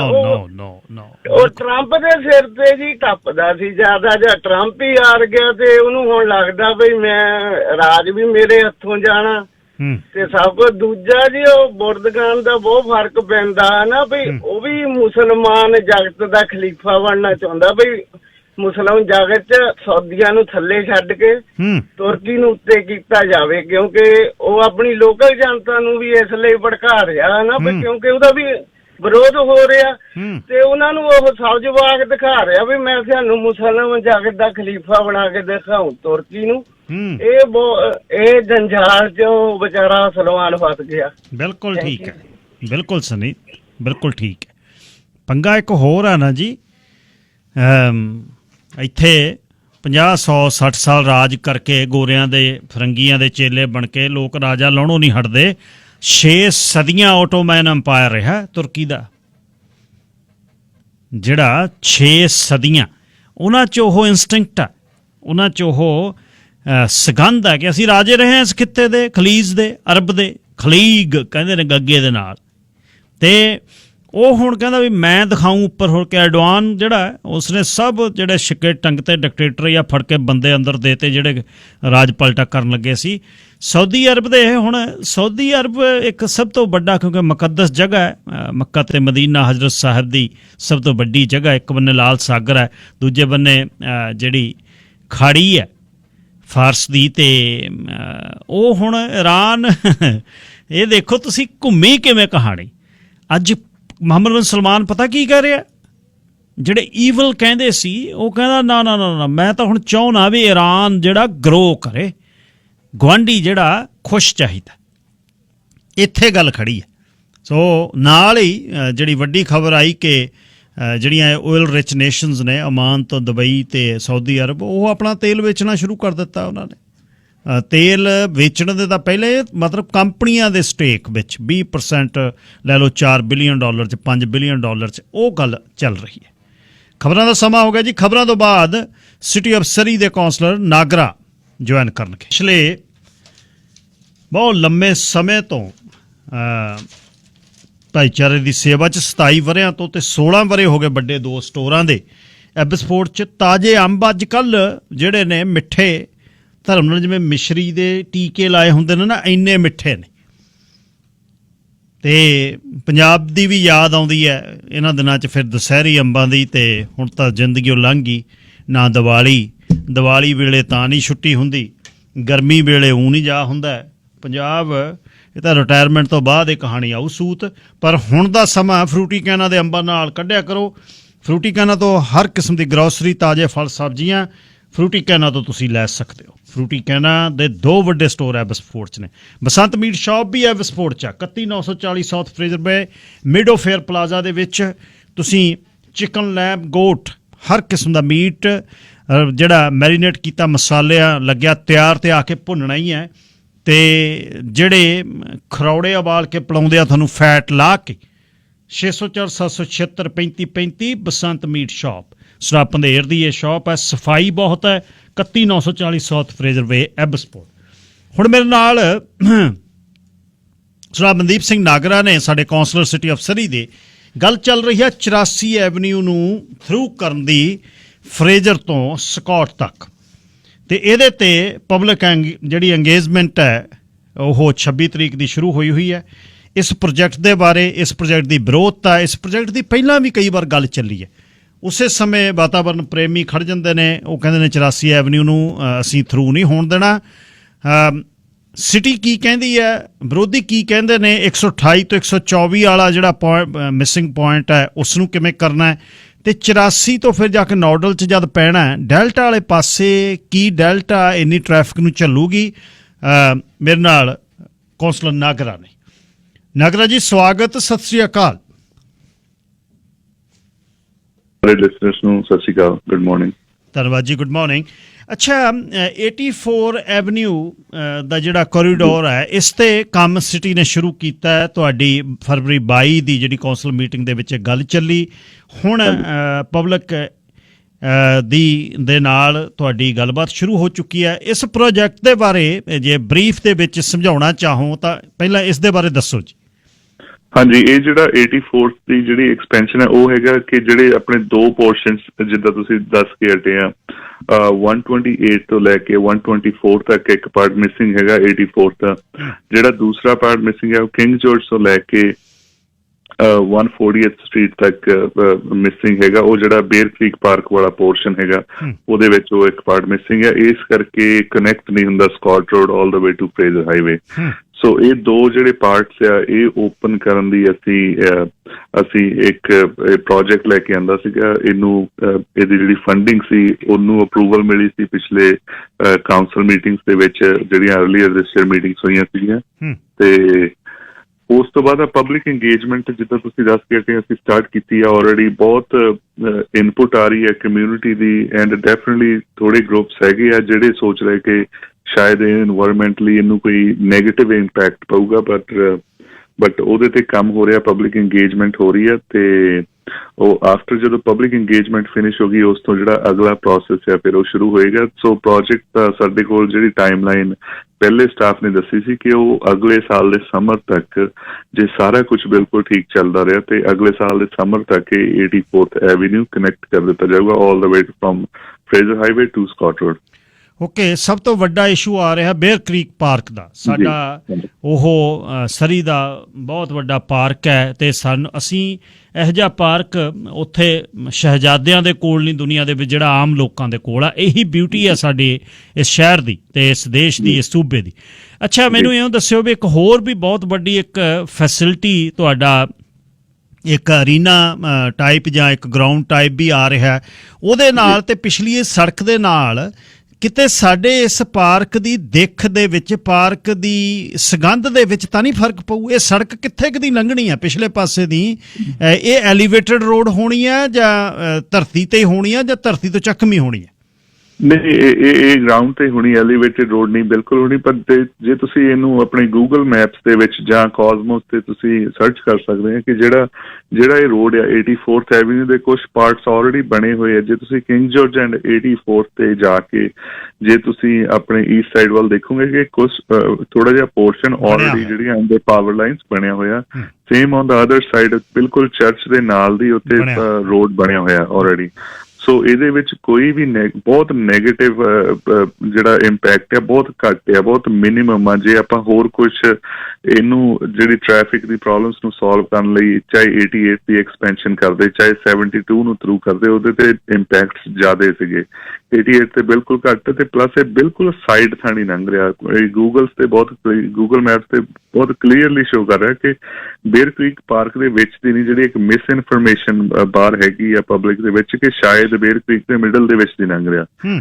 ਸੋ ਬਹੁਤ ਕਲੀਅਰਲੀ ਤੁਸੀਂ ਆਪਣੇ ਗੂਗਲ ਮੈਪਸ ਤੇ ਜਾ ਕੇ, ਕਾਜ਼ਮੋਸ ਤੇ ਜਾ ਕੇ ਸਾਰੀ ਪਬਲਿਕ ਦੇਖ ਸਕਦੀ ਕਿ ਇੱਕ ਸਾਈਡ ਦੇ ਬੇਅਰ ਕ੍ਰੀਕ ਤੇ ਲੰਘ ਰਿਹਾ ਸਾਊਥ ਸਾਈਡ ਥਾਣੀ, ਤੇ ਉੱਥੇ ਮੋਸਟਲੀ ਉਹ ਪਾਵਰ ਲਾਈਨਸ ਹੈਗੀਆਂ ਉਹਨਾਂ ਦੇ ਥੱਲਿਓਂ ਦੀ ਲੰਘ ਰਿਹਾ ਤੇ ਜ਼ਿਆਦਾ ਕੁਝ ਟਰੀ ਨਹੀਂ ਕੱਟਣੇ ਪੈ ਰਹੇ। ਜਿਹੜੀ ਉੱਥੇ ਕ੍ਰੀਕ ਹੈਗੀ ਆ ਉਹਦੇ ਵਿੱਚ ਬਿਲਕੁਲ ਵੀ ਫਿਸ਼ ਨਹੀਂ ਹੈਗੀ, ਇਹ ਆਲਰੇਡੀ ਉਹਨਾਂ ਨੇ ਵੈਰੀਫਾਈ ਕੀਤਾ। ਸੋ ਇਨਵਾਇਰਮੈਂਟਲੀ ਇਹਦੇ ਤੇ ਕੋਈ ਹਿਊਜ ਇੰਪੈਕਟ ਨਹੀਂ ਪੈਣਾ ਨੈਗੇਟਿਵ। ਸੋ ਮੈਨੂੰ ਲੱਗਦਾ ਇਹ ਬਹੁਤ ਗੁੱਡ ਪ੍ਰੋਜੈਕਟ ਹੈ ਤੇ ਸਰੀ ਨੂੰ ਇਸ ਟਾਈਮ ਇਹਦੀ ਜ਼ਰੂਰਤ ਵੀ ਬਹੁਤ ਜ਼ਿਆਦਾ, ਕਿਉਂਕਿ 88th ਐਵੀਨਿਊ ਹਰ ਇੱਕ ਆਪਾਂ ਅਵੋਇਡ ਕਰਦੇ ਕਿ ਨਾ ਹੀ ਜਾਇਆ ਜਾਵੇ ਤੇ ਬੈਟਰ ਹੈ, ਕਿਉਂਕਿ ਉੱਥੇ ਇੰਨੀ congestion all the time throughout the day ਰਹਿੰਦੀ ਹੈ ਕਿ ਹਰ ਇੱਕ ਅਵੋਇਡ ਕਰਦਾ ਕਿ ਅਸੀਂ ਉੱਧਰ ਨਾ ਜਾਈਏ। ਸੋ ਉਹਨੂੰ ਬੈਟਰ ਕਰਨ ਵਾਸਤੇ ਇਹ ਇੱਕ ਗੁੱਡ ਪ੍ਰੋਜੈਕਟ ਹੈਗਾ ਮੈਨੂੰ ਲੱਗਦਾ। 28 ਤੋਂ ਪਲਾਜ਼ੇ ਦੇ ਵਿੱਚ ਨੂੰ ਵੈਸਟ ਸਾਈਡ ਨੂੰ ਆਪਾਂ ਚਲੇ ਜਾਂਦੇ ਹਾਂ ਤੇ ਉਧਰੋਂ 124 ਤੱਕ ਆਉਂਦਾ 84, ਉਹਦੇ ਵਿੱਚ ਜੋੜਨ ਦੇ ਤਾਂ ਕੋਈ ਤੰਗੀ ਨਹੀਂ ਜੀ? ਉੱਥੇ ਕੀ ਹੈ? ਨਹੀਂ, ਉਹਦੇ ਵਿੱਚ ਤੇ ਮੋਸਟਲੀ ਉਹ ਇੰਡਸਟਰੀਅਲ ਲੈਂਡਸ ਹੈਗੀਆਂ ਤੇ ਜ਼ਿਆਦਾ ਉਹ BC ਹਾਈਡਰੋ ਦੇ ਰਾਈਟ ਆਫ ਵੇਸ ਹੈਗੇ, ਉੱਥੇ ਵੀ ਪਾਵਰ ਲਾਈਨਸ ਹੈਗੀਆਂ ਉੱਪਰ ਦੀ ਤੇ ਉੱਥੇ ਕੋਈ ਚੈਲੰਜਸ ਬਿਲਕੁਲ ਵੀ ਨਹੀਂ ਹੈਗੇ। ਤੇ ਚੈਲੰਜਸ ਤੇ ਮੈਨੂੰ ਲੱਗਦਾ ਬੇਅਰ ਕ੍ਰੀਕ ਦੇ ਵਿੱਚ ਵੀ ਨਹੀਂ ਹੈਗੇ। ਜ਼ਿਆਦਾ ਇੱਕ ਮਿਸ ਇਨਫੋਰਮੇਸ਼ਨ ਹੈਗੀ ਆ ਬਾਹਰ ਜਿਹੜੀ ਕ੍ਰੀਏਟ ਕੀਤੀ ਜਾ ਰਹੀ ਆ। ਇਹ ਬਿਲਕੁਲ ਸਾਈਡ ਥਾਣੀ ਜਾ ਰਿਹਾ south of Bear Creek park. Bear Creek park as it is, ਜਿੱਦਾਂ ਤੁਸੀਂ ਦੱਸਿਆ ਕਿ ਆਪਣੇ ਕੋਲ ਇੱਕ ਬਹੁਤ ਚੰਗੀ ਪਾਰਕ ਹੈਗੀ ਸਰੀ ਦੇ, ਇੱਕ one of the crown parks we have in Surrey. So ਇਹ ਐਜ਼ ਇਟ ਇਜ਼ ਜਿੱਦਾਂ ਹੈਗੀ ਏਦਾਂ ਹੀ ਮੇਨਟੇਨ ਰਹੂਗੀ, ਇਹਨੂੰ ਕੋਈ ਵੀ ਇੰਪੈਕਟ, ਇਹਦੀ ਲੁੱਕ ਨੂੰ ਕੋਈ ਵੀ ਇੰਪੈਕਟ ਬਿਲਕੁਲ ਨਹੀਂ ਪੈਣਾ। ਇਨਫੈਕਟ ਜਿਹੜੀ ਇਹਦੀ ਪਾਰਕਿੰਗ ਆ, ਜਿਹੜੀ ਹੁਣ ਉੱਥੇ ਬਹੁਤ ਪ੍ਰੋਬਲਮ ਆਉਂਦੀ, ਸਪੈਸ਼ਲੀ ਵੱਡੇ ਇਵੈਂਟਸ ਹੁੰਦੇ, ਜਿੱਦਾਂ ਆਪਣੀ ਕਮਿਊਨਿਟੀ ਦਾ ਇੱਕ ਬਹੁਤ ਵੱਡਾ ਇਵੈਂਟ ਹੁੰਦਾ ਗਦਰੀ ਬਾਬਿਆਂ ਦਾ ਮੇਲਾ, ਉਹ ਉੱਥੇ ਪਾਰਕਿੰਗ ਦੀ ਬਹੁਤ ਇਸ਼ੂਜ਼ ਆਉਂਦੇ ਜਦੋਂ ਕੋਵਿਡ ਤੋਂ ਪਹਿਲਾਂ ਜਾਂ ਹੁਣ ਫਿਰ ਸਟਾਰਟ ਹੋਣਗੇ। ਸੋ ਇਹਦੇ ਨਾਲ ਜਿਹੜਾ 84th ਹੈ, ਇਹਦੇ ਨਾਲ ਦੋਨੋਂ ਸਾਈਡਸ ਤੇ ਪਾਰਕਿੰਗ ਰੱਖੀ ਹੋਈ, ਬਾਈਕ ਲੇਨਸ ਬਣੀਆਂ ਹੋਈਆਂ, ਨਾਲ ਪਾਰਕਿੰਗ ਰੱਖੀ ਹੋਈ ਆ। ਉੱਥੇ ਪਾਰਕਿੰਗ ਲਾ ਕੇ ਸਾਰੇ ਉਹ ਇਦਾਂ ਦੇ ਵੱਡੇ ਇਵੈਂਟਸ ਤੇ ਜਾ ਸਕਦੇ। Plus on top of that ਜਿਹੜੇ ਆਪਣੇ ਗੁਰਦੁਆਰਾ ਸਾਹਿਬ ਤੇ ਮੰਦਿਰ ਦੇ ਵਿੱਚ ਜਿਹੜੀ ਪਾਰਕਿੰਗ ਲੋਟ ਹੈ ਉਹਨੂੰ ਵੀ ਐਕਸਪੈਂਡ ਕੀਤਾ ਹੋਇਆ। ਉੱਥੇ ਵੀ ਬਿਲਕੁਲ ਕੋਈ ਟਰੀ ਨਹੀਂ ਹੈਗਾ ਇਸ ਟਾਈਮ, ਤੁਸੀਂ ਜਾ ਕੇ ਦੇਖ ਸਕਦੇ ਹੋ। ਜਿਹੜੀ ਉਹ ਮਿਡਲ ਦੇ ਵਿੱਚ ਪਾਰਕਿੰਗ ਆ, ਉਹਦੇ ਨਾਲ ਜਿਹੜਾ ਵੈਸਟ ਸਾਈਡ ਤੇ ਇੱਕ ਲੈਂਡ ਆ, ਉੱਥੇ ਕੋਈ ਟਰੀ ਨਹੀਂ ਹੈਗਾ। I guess maybe 1 or 2 trees max। ਸੋ ਉੱਥੇ ਵੀ ਉਹ ਪਾਰਕਿੰਗ ਐਕਸਪੈਂਡ ਹੋ ਕੇ ਮੇਬੀ ਅਨਦਰ 100 to 200 ਕਾਰਸ ਉੱਥੇ ਵੀ ਕਰ। ਸੋ ਜਿਹੜੇ ਵੱਡੇ ਇਵੈਂਟਸ ਲਈ, ਚਾਹੇ ਉਹ ਗੁਰਦੁਆਰਾ ਸਾਹਿਬ ਦੇ ਵਿੱਚ, ਮੰਦਿਰ ਦੇ ਵਿੱਚ ਡਿਊਰਿੰਗ ਦੀਵਾਲੀ, ਦੁਸਹਿਰਾ, ਉਹ ਪ੍ਰੋਬਲਮ ਉਸ ਏਰੀਏ ਦੀ ਬਹੁਤ ਜ਼ਿਆਦਾ ਸੋਲਵ ਹੋ ਜਾਏਗੀ। Plus on top of that ਜਿਹੜਾ ਰੈਗੂਲਰ ਕਮਿਊਟ ਹੈ from north east to west, ਉਹਦੀ ਵੀ ਪ੍ਰੋਬਲਮ ਜਿਹੜੀ ਸੋਲਵ ਹੋ ਜਾਏਗੀ। 140 ਤੋਂ ਫਰੇਜ਼ਰ, ਕਿੰਗ ਜਾਰਜ ਤੋਂ 128 ਜਿਹੜੇ ਇਹ ਘਰ ਨੇ, ਇਹਨਾਂ ਨੂੰ ਘਰਾਂ ਨੂੰ ਤਾਂ ਨਹੀਂ ਓਬਜੈਕਸ਼ਨ ਕੋਈ, ਕਿਉਂਕਿ ਜਾਂ ਟ੍ਰੈਫਿਕ ਵਧਣੀ ਆ, ਖੜਕਾ ਹੋਣਾ, ਤੇ ਇਹ 84 ਐਵਨਿਊ 2 ਲੇਨ ਹੋਣਾ ਹੈ ਤੁਹਾਡਾ ਜਿਹੜਾ ਪ੍ਰਪੋਜ਼ਡ ਹੈ, ਜਾਂ single lane? Well, no, a single lane each side, but ਜੋ ਸਟਾਫ ਕਹਿ ਰਿਹਾ, ਜੋ ਕੰਸਲਟੈਂਟਸ ਕਹਿ ਰਹੇ ਆ ਕਿ ਟ੍ਰੈਫਿਕ ਇਹਦੇ ਤੇ ਵਧਣੀ ਨਹੀਂ ਹੈ। ਜਸਟ ਹੁਣ ਕੀ ਹੋ ਰਿਹਾ ਹੈ ਗਿਲ ਸਾਹਿਬ ਕਿ 84th ਲੋਕ ਉਨਾ ਹੀ ਯੂਜ਼ ਕਰ ਰਹੇ ਆ, ਬਟ ਜਦੋਂ ਕਿੰਗ ਜਾਰਜ ਤੇ ਜਾਂਦੇ ਆ ਫਿਰ ਉਹਨਾਂ ਨੂੰ ਇੱਕ ਜੌਗ ਲੈਣਾ ਪੈਂਦਾ, ਜਾਂ ਉਹਨਾਂ ਨੂੰ ਬੈਕ ਫਿਰ ਉੱਥੇ ਲੈਫਟ ਕਰਕੇ 88 ਤੇ ਜਾਣਾ ਪੈਂਦਾ, ਰਾਈਟ? ਤੇ ਉਹ ਅਬਾਊਟ ਸੇਮ ਯੂਜ਼ ਹੀ ਰਹਿਣੀ ਹੈ। ਸਟੱਡੀਜ਼ ਇਹ ਸ਼ੋ ਕਰ ਰਹੀਆਂ ਕਿ ਉਹਦੇ ਤੇ ਕੋਈ ਇੰਨਾ ਜ਼ਿਆਦਾ ਇੰਪੈਕਟ ਨਹੀਂ ਪੈਣਾ। ਹਾਂ, ਡੈਫੀਨਿਟਲੀ 88 ਤੇ ਜਦੋਂ ਕਿੰਗ ਜਾਰਜ ਤੋਂ 84 ਜਿੱਥੇ ਸਟਾਪ ਹੋ ਜਾਂਦਾ, ਉੱਥੋਂ ਜਦੋਂ 88 ਤੇ ਲੋਕ ਪੈਂਦੇ ਉੱਥੇ ਰਸ਼ ਜ਼ਿਆਦਾ ਹੋ ਜਾਂਦਾ, ਉਹ ਰਸ਼ ਥੋੜਾ ਜਿਹਾ ਘੱਟ ਜਾਏਗਾ। ਸੋ ਇਹਦੇ 'ਚ ਜੇ ਹੁਣ ਇਸ ਦੇ ਹੱਕ 'ਚ ਜਾਂ ਵਿਰੋਧ 'ਚ ਜਿਹਨੇ ਵੀ ਜਾਣਾ, ਉਹਦੇ ਕੋਲ ਕੀ ਐਕਸੈਸ ਹੈ ਜੀ? ਕਿਸ ਤਰ੍ਹਾਂ ਉਹ ਇਹ 'ਚ ਅੰਗੇਜ ਹੋ ਸਕਦਾ? ਜੀ ਡੈਫੀਨਿਟਲੀ ਇਹ surrey.ca ਤੇ ਜਾ ਕੇ ਇੱਕ ਸਰਵਿਸ ਹੈਗਾ, ਬੇਅਰ ਕ੍ਰੀਕ ਸਰਵਿਸ, ਤੁਸੀਂ ਉਹਦੇ ਵਿੱਚ ਪਾਰਟਿਸਿਪੇਟ ਕਰ ਸਕਦੇ ਹੋ ਤੇ ਤੁਸੀਂ ਆਪਣੇ ਜਿਹੜੀ ਫੀਡਬੈਕ ਹੈ ਉਹ ਦੇ ਸਕਦੇ ਹੋ। ਤੇ ਹਰ ਇੱਕ ਜਿਹੜੀ ਚੰਗੀ, ਪੋਜ਼ਿਟਿਵ, ਨੈਗੇਟਿਵ, ਜਿੱਦਾਂ ਦੀ ਵੀ ਤੁਹਾਡੇ ਕੋਲ ਕੋਈ ਡਿਫਰੈਂਟ ਆਈਡੀਆਜ਼ ਹੈਗੇ ਆ ਲਿਸਨਰਸ ਕੋਲ, ਉਹ ਜ਼ਰੂਰ ਦੱਸਣ ਤਾਂ ਕਿ ਉਹਨਾਂ ਦੇ ਅਕੋਰਡਿੰਗਲੀ, ਯੂ ਨੈਵਰ ਨੋ ਕਿ ਇਹਦੇ ਕੋਲ ਹਰ ਇੱਕ ਕੋਲ ਕੋਈ ਨਾ ਕੋਈ ਬੈਟਰ ਆਈਡੀਆ ਹੁੰਦਾ। ਸੋ ਅਸੀਂ ਉਹ ਸਾਰੇ ਆਈਡੀਆਜ਼ ਲੈ ਕੇ ਇੱਕ ਇੱਦਾਂ ਦਾ ਪ੍ਰੋਜੈਕਟ ਉਹਨੂੰ ਇੰਪਲੀਮੈਂਟ ਕਰਾਂਗੇ ਕਿ ਤਾਂ ਇਹਦੇ ਤੇ ਕੋਈ ਇੰਪੈਕਟ, ਨੈਗੇਟਿਵ ਇੰਪੈਕਟ ਇਨਵਾਇਰਮੈਂਟ ਤੇ, ਆਪਣੀ ਬੇਅਰ ਕ੍ਰੀਕ ਪਾਰਕ ਤੇ ਜਿਹੜੇ ਰੈਜ਼ੀਡੈਂਟਸ ਆ ਉਹਨਾਂ ਤੇ, ਜਿਹੜੇ 84 ਤੇ ਰਹਿ ਰਹੇ ਉਹਨਾਂ ਤੇ ਵੀ ਕੋਈ ਜ਼ਿਆਦਾ ਇੰਪੈਕਟ ਨਾ ਪਵੇ, ਤੇ ਔਨ ਟਾਪ ਆਫ ਦੈਟ ਜਿਹੜੀ ਪ੍ਰੋਬਲਮ ਹੈਗੀ ਟ੍ਰੈਫਿਕ ਦੀ, ਇਹ ਵੀ ਸੋਲਵ ਹੋ ਜਾਵੇ। ਸੋ ਉਹਦੇ ਅਕੋਰਡਿੰਗਲੀ ਅਸੀਂ ਕੰਮ ਕਰਨਾ ਚਾਹੁੰਦੇ। ਫੀਡਬੈਕ ਬਹੁਤ ਜ਼ਰੂਰੀ ਹੈ ਕਮਿਊਨਿਟੀ ਲਈ, ਕਿ ਕਮਿਊਨਿਟੀ ਕੀ ਸੋਚਦੀ ਆ, ਇਹ ਚੰਗਾ ਪ੍ਰੋਜੈਕਟ ਆ, ਇਹ ਕਿਵੇਂ ਹੋਣਾ ਚਾਹੀਦਾ, ਉਹਦੇ ਵਿੱਚ ਪਾਰਟਿਸਿਪੇਟ ਜ਼ਰੂਰ ਕਰਨਾ ਚਾਹੀਦਾ। ਸੋ ਮੈਂ ਇਨਕਰੇਜ ਕਰੂੰਗਾ ਸਾਰਿਆਂ ਨੂੰ ਕਿ ਪਲੀਜ਼ ਤੁਸੀਂ ਵੱਧ ਤੋਂ ਵੱਧ ਇਸ ਸਰਵਿਸ ਦੇ ਵਿੱਚ, ਤੁਸੀਂ ਮੇਰੇ ਆਪਣੇ ਸੋਸ਼ਲ ਮੀਡੀਆ ਤੇ ਮੇਰੀ ਫੇਸਬੁੱਕ ਪੇਜਸ ਤੇ ਉੱਤੇ ਵੀ ਜਾ ਕੇ ਤੁਸੀਂ ਲਿੰਕਸ ਹੈਗੇ ਆ, ਤੁਸੀਂ ਪਾਰਟਿਸਿਪੇਟ ਕਰ ਸਕਦੇ ਹੋ। ਸੋ ਜ਼ਰੂਰ ਪਾਰਟਿਸਿਪੇਟ ਕਰੋ ਪਲੀਜ਼। ਦੋ ਹੋਰ ਨੁਕਤੇ ਨੇ ਤੁਹਾਡੇ ਕੋਲ, 2 ਮਿੰਟ ਮੈਨੂੰ ਚਾਹੀਦੇ ਨੇ। ਇੱਕ ਟਰੱਕ ਪਾਰਕਿੰਗ ਦੀ। ਟਰੱਕ ਪਾਰਕਿੰਗ ਤੁਹਾਡੇ ਇਸ ਰਾਜਨੀਤਿਕ ਸਫ਼ਰ ਦੇ ਵਿੱਚ ਆਉਣ ਤੋਂ ਪਹਿਲਾਂ ਦਾ ਬਹੁਤ ਲੰਬਾ ਪ੍ਰੋਜੈਕਟ ਹੈ। ਟਰੱਕ ਪਾਰਕਿੰਗ ਦੇ ਬਾਰੇ ਸਾਡੀ ਸਿਟੀ ਕੀ ਕਰ ਰਹੀ ਹੈ ਜੀ? ਕੁਝ ਹੋ ਰਿਹਾ? ਜੀ ਬਿਲਕੁਲ, ਅਸੀਂ ਜਿਵੇਂ ਤੁਹਾਨੂੰ ਪਤਾ ਕਿ ਆਪਾਂ ਓਪਨ ਹਾਊਸਿਸ ਕੀਤੇ ਸੀਗੇ ਸਿਟੀ ਆਫ ਸਰੀ ਦੇ ਵਿੱਚ, ਤੇ ਉਹਦੇ ਤੋਂ ਬਾਅਦ ਟਾਸਕ ਫੋਰਸ ਨੇ ਜਿਹੜੇ ਆਪਣੇ ਨਵੇਂ ਇੰਡਸਟਰੀਅਲ ਏਰੀਆਜ਼ ਖੋਲੇ ਸੀਗੇ, ਚਾਹੇ ਜਿਹੜੀਆਂ ਲੋਟਸ ਆ 1 ਏਕੜ ਤੋਂ ਅਬਵ ਆ ਉਹਨਾਂ ਦੇ ਵਿੱਚ, ਚਾਹੇ ਉਹ ਰੈਜ਼ੀਡੈਂਸ਼ੀਅਲ ਲੋਟਸ ਆ, ਟਰੱਕ ਰੂਟ ਤੇ ਹੈਗੀਆਂ ਉਹਨਾਂ ਦੇ ਵਿੱਚ ਤੁਸੀਂ 2 ਟਰੱਕ। ਸੋ ਇਦਾਂ ਦੇ ਨੰਬਰ ਆਫ ਡਿਫਰੈਂਟ ਜਿਹੜੇ ਚੇਂਜਸ ਲੈ ਕੇ ਆਉਂਦੀਆਂ ਸੀਗੀਆਂ ਬਾਇਲਾਅ ਦੇ ਵਿੱਚ।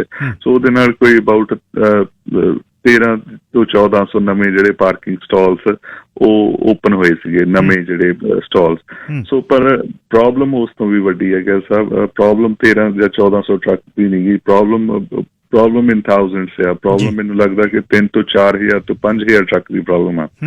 ਸੋ ਬਟ ਜਿਹੜੀ ਸਾਨੂੰ ਇੱਕ ਚੈਲੰਜ ਫੇਸ ਹੋ ਰਿਹਾ ਸਿਟੀ ਆਫ ਸਰੀ ਦੇ ਵਿੱਚ, ਕਿ ਇਸ ਵਾਸਤੇ ਜਿਹੜੀ ਲੈਂਡ ਆ ਉਹ ਬਹੁਤ ਜ਼ਿਆਦਾ ਚਾਹੀਦੀ ਆ। we're talking about minimum 20 to 30 to 40 acres ਜਿਹੜੇ ਪਾਰਕਿੰਗ ਬਣਾਉਣ ਵਾਸਤੇ। ਤੇ ਅਨਫੋਰਚੂਨੇਟਲੀ ਜਿਹੜੀ ਲੈਂਡ ਦੀ ਕਾਸਟ ਹੈ ਇੱਥੇ ਆਪਣੇ ਸਿਟੀ ਆਫ ਸਰੀ ਜਾਂ ਆਪਣੀ ਰੀਜਨ ਦੇ ਵਿੱਚ, ਇੰਡਸਟਰੀਅਲ, ਤੁਹਾਨੂੰ ਪਤਾ ਕਿ $5 million ਪਰ ਏਕੜ ਜਾ ਰਿਹਾ ਇਸ ਟਾਈਮ। ਸੋ ਪਾਰਕਿੰਗ ਬਣਾਉਣ ਵਾਸਤੇ ਐਟਲੀਸਟ ਮੈਨੂੰ ਲੱਗਦਾ ਕਿ $100 million ਦਾ ਪ੍ਰੋਜੈਕਟ ਤੋਂ ਉੱਪਰ ਹੈਗਾ ਹੈ। ਸੋ ਇਹ ਚੈਲੰਜਸ, ਫੰਡਿੰਗ ਦੇ ਚੈਲੰਜਸ, ਲੈਂਡ ਦੇ ਚੈਲੰਜਸ, ਇਹ ਆ ਰਹੇ ਆ। ਬਟ ਅਸੀਂ ਕੌਨਸਟੈਂਟਲੀ ਕਿਤੇ ਨਾ ਕਿਤੇ ਪ੍ਰੋਵਿੰਸ਼ੀਅਲ ਗਵਰਨਮੈਂਟ ਦੇ ਨਾਲ ਕੰਮ ਕਰਕੇ ਕਿਤੇ ਸਾਨੂੰ 5 ਏਕੜ 10 ਏਕੜ 20 ਏਕੜ ਦਾ ਜਿੱਦਾਂ ਵੀ, ਚਾਹੇ ਉਹ ਮਿਨਿਸਟਰੀ ਆਫ ਟਰਾਂਸਪੋਰਟੇਸ਼ਨ ਤੋਂ ਕੋਈ ਪਾਰਸਲਸ ਮਿਲ ਜਾਣ, ਤਾਂ ਕਿ ਅਸੀਂ ਇਹ ਨਵੀਂ ਜਿਹੜੀ ਪਾਰਕਿੰਗ ਆ ਉਹ ਓਪਨ ਅਪ ਕਰ ਸਕੀਏ ਜਲਦੀ। So we are in regular touch with the province, ਤੇ ਹੋਪਫੁਲੀ ਕੋਈ ਨਾ ਕੋਈ ਏਦਾਂ ਦੀ ਜਿਹੜੀ ਨਵੀਂ ਪਾਰਕਿੰਗ ਆ ਉਹ ਫੈਸਿਲਿਟੀ ਉਹ ਲੈ ਕੇ ਆਵਾਂਗੇ। ਬਟ ਜਿਹੜੀ ਹਾਈਵੇ 17 ਤੇ ਜਿਹੜੀ ਪਾਰਕਿੰਗ ਫੈਸਿਲਿਟੀ ਆ ਉਹ ਬਣ ਰਹੀ ਹੈ, ਮੈਨੂੰ ਲੱਗਦਾ ਇਸ ਸਾਲ ਦੇ ਐਂਡ ਤੱਕ ਉਹ ਫਿਨਿਸ਼ ਹੋ ਜਾਏਗੀ। ਉੱਥੇ about another 150 to 200 trucks the facility ਉੱਥੇ ਹੈਗੀ ਆ। ਉੱਥੇ ਸ਼ਾਵਰਸ ਹੈਗੇ ਆ, ਵਾਸ਼ਰੂਮ ਹੈਗੇ ਆ, ਕਾਫੀ ਦੀ ਸਟਾਲਸ ਹੈਗੇ ਆ। ਸੋ ਉਹ ਫੈਸਿਲਿਟੀ ਵੀ ਬਹੁਤ ਵਧੀਆ, ਸਪੈਸ਼ਲੀ ਜਿਹੜੇ ਲੋਕ ਬਾਹਰੋਂ ਆ ਕੇ ਸਰੀ ਦੇ ਵਿੱਚ ਓਵਰਨਾਈਟ ਰਹਿੰਦੇ ਟਰੱਕਰਸ, ਉਹਨਾਂ ਵਾਸਤੇ ਉਹ ਬਹੁਤ ਵਧੀਆ ਹੋਏਗੀ। ਸ਼ਹਿਰ ਦੀਆਂ ਸੜਕਾਂ ਜੀ ਜੀ ਤੁਸੀਂ ਟਰੈਵਲ ਕਰਦੇ ਹੋ 132 ਦੇਖ ਲਓ ਜਾਂ ਕੋਈ ਹੋਰ ਕਈ ਸੜਕਾਂ ਨੇ, ਕਈ ਸੜਕਾਂ ਦਾ ਮੰਦਾ ਹਾਲ ਹੈ, ਉਹਦੇ ਲਈ ਜੀ। ਕੀ ਪਲਾਨ ਨੇ ਇਸ ਗਰਮੀ ਦੇ ਵਿੱਚ ਸ਼ਹਿਰ ਦੇ ਜੀ? ਵੈਲ ਜਿੱਦਾਂ ਹੁਣ ਇਹ ਵੈਦਰ ਇੰਪਰੂਵ ਹੋ ਰਿਹਾ, ਸੋ ਬਹੁਤ ਐਕਸਟੈਂਸਿਵਲੀ ਜਿਹੜੇ ਅਸੀਂ ਪ੍ਰੋਜੈਕਟਸ ਹੈ ਕੰਟਰੈਕਟ ਦਿੱਤੇ ਆ ਆਲਰੇਡੀ। ਲਾਸਟ ਕਾਉਂਸਲ ਮੀਟਿੰਗ ਦੇ ਵਿੱਚ ਵੀ ਤੇ ਪਹਿਲੇ ਜਿਹੜੀਆਂ 3-4 ਕਾਉਂਸਲ ਮੀਟਿੰਗਸ ਉਹਨਾਂ ਦੇ ਵਿੱਚ ਡਿਫਰੈਂਟ ਰੋਡਸ ਦੇ ਕੰਟਰੈਕਟ ਦਿੱਤੇ ਆ। ਤੇ ਵੈਸੇ ਵੀ ਜਿਹੜੀ ਰੈਗੂਲਰ ਮੇਨਟੇਨੈਂਸ ਆ ਉਹ ਹੁਣ ਮੈਨੂੰ ਲੱਗਦਾ ਕਿ ਨੈਕਸਟ ਮੰਥ ਤੋਂ ਸਟਾਰਟ ਹੋ ਜਾਣੀ ਆ। ਹੁਣ ਆਪਣਾ ਰੇਨੀ ਸੀਜ਼ਨ ਆਲਮੋਸਟ ਓਵਰ ਹੋ ਗਿਆ, ਸੋ ਡੈਫੀਨਿਟਲੀ ਇਹਦੇ ਤੇ ਐਕਸਟੈਂਸਿਵਲੀ ਜਿੰਨੇ ਪੋਟ ਹੋਲਸ ਆ ਜਾਂ ਰਿਪੇਅਰ ਵਰਕਸ ਆ ਉਹ ਹੁਣ ਇਹ ਸਮਰ ਮੰਥ ਜਿਹੜੇ ਆਪਣੇ 3-4 ਵਧੀਆ ਮਹੀਨੇ ਹੈਗੇ ਇਹਨਾਂ ਦੇ ਵਿੱਚ ਸਟਾਰਟ ਹੋ ਜਾਣਾ। ਤੇ ਹੋਪਫੁਲੀ ਅਗਲੇ ਜਿਹੜਾ ਆਪਣਾ ਸੀਜ਼ਨ ਹੈ ਵਿੰਟਰ ਸੀਜ਼ਨ ਉਸ ਤੋਂ ਪਹਿਲੇ ਸਾਰੀਆਂ ਰਿਪੇਅਰਸ ਹੋ ਜਾਣਗੀਆਂ ਤਾਂ ਕਿ ਆਪਾਂ ਰੈਡੀ ਹੋਈਏ ਅਗਲੇ ਜਿਹੜਾ ਵਿੰਟਰ ਸੀਜ਼ਨ ਵਾਸਤੇ, ਸਨੋ ਐਂਡ ਰੇਨ ਵਾਸਤੇ। ਅੱਛਾ, ਇੱਕ ਸਵਾਲ ਹੁਣੇ ਆਇਆ ਵੀ 80 ਐਵਨਿਊ ਦੀ ਜਿਹੜੀ 128 ਤੋਂ ਸਕਾਟ ਤੱਕ ਆ ਸਟ੍ਰੈਚ, ਉਹ ਵੀ ਧਿਆਨ ਗੋਚਰਿਆ ਜੀ? ਜੀ ਬਿਲਕੁਲ, ਜਿਹੜਾ ਇਹ ਇਸ ਸਾਲ ਦੇ ਵਿੱਚ ਹੀ ਆ ਇਹ ਵਾਲਾ ਪ੍ਰੋਜੈਕਟ ਜਿਹੜਾ 80th ਐਵਨਿਊ ਹੈਗਾ ਕਿੰਗ ਜਾਰਜ ਟੂ 132 ਵਾਲਾ ਜਿਹੜਾ ਸਟ੍ਰੈਚ ਹੈਗਾ 132 to 128 ਆਲਰੇਡੀ ਇਹ ਫਿਨਿਸ਼ ਹੋ ਗਿਆ ਸੀਗਾ 2 ਸਾਲ ਪਹਿਲੇ।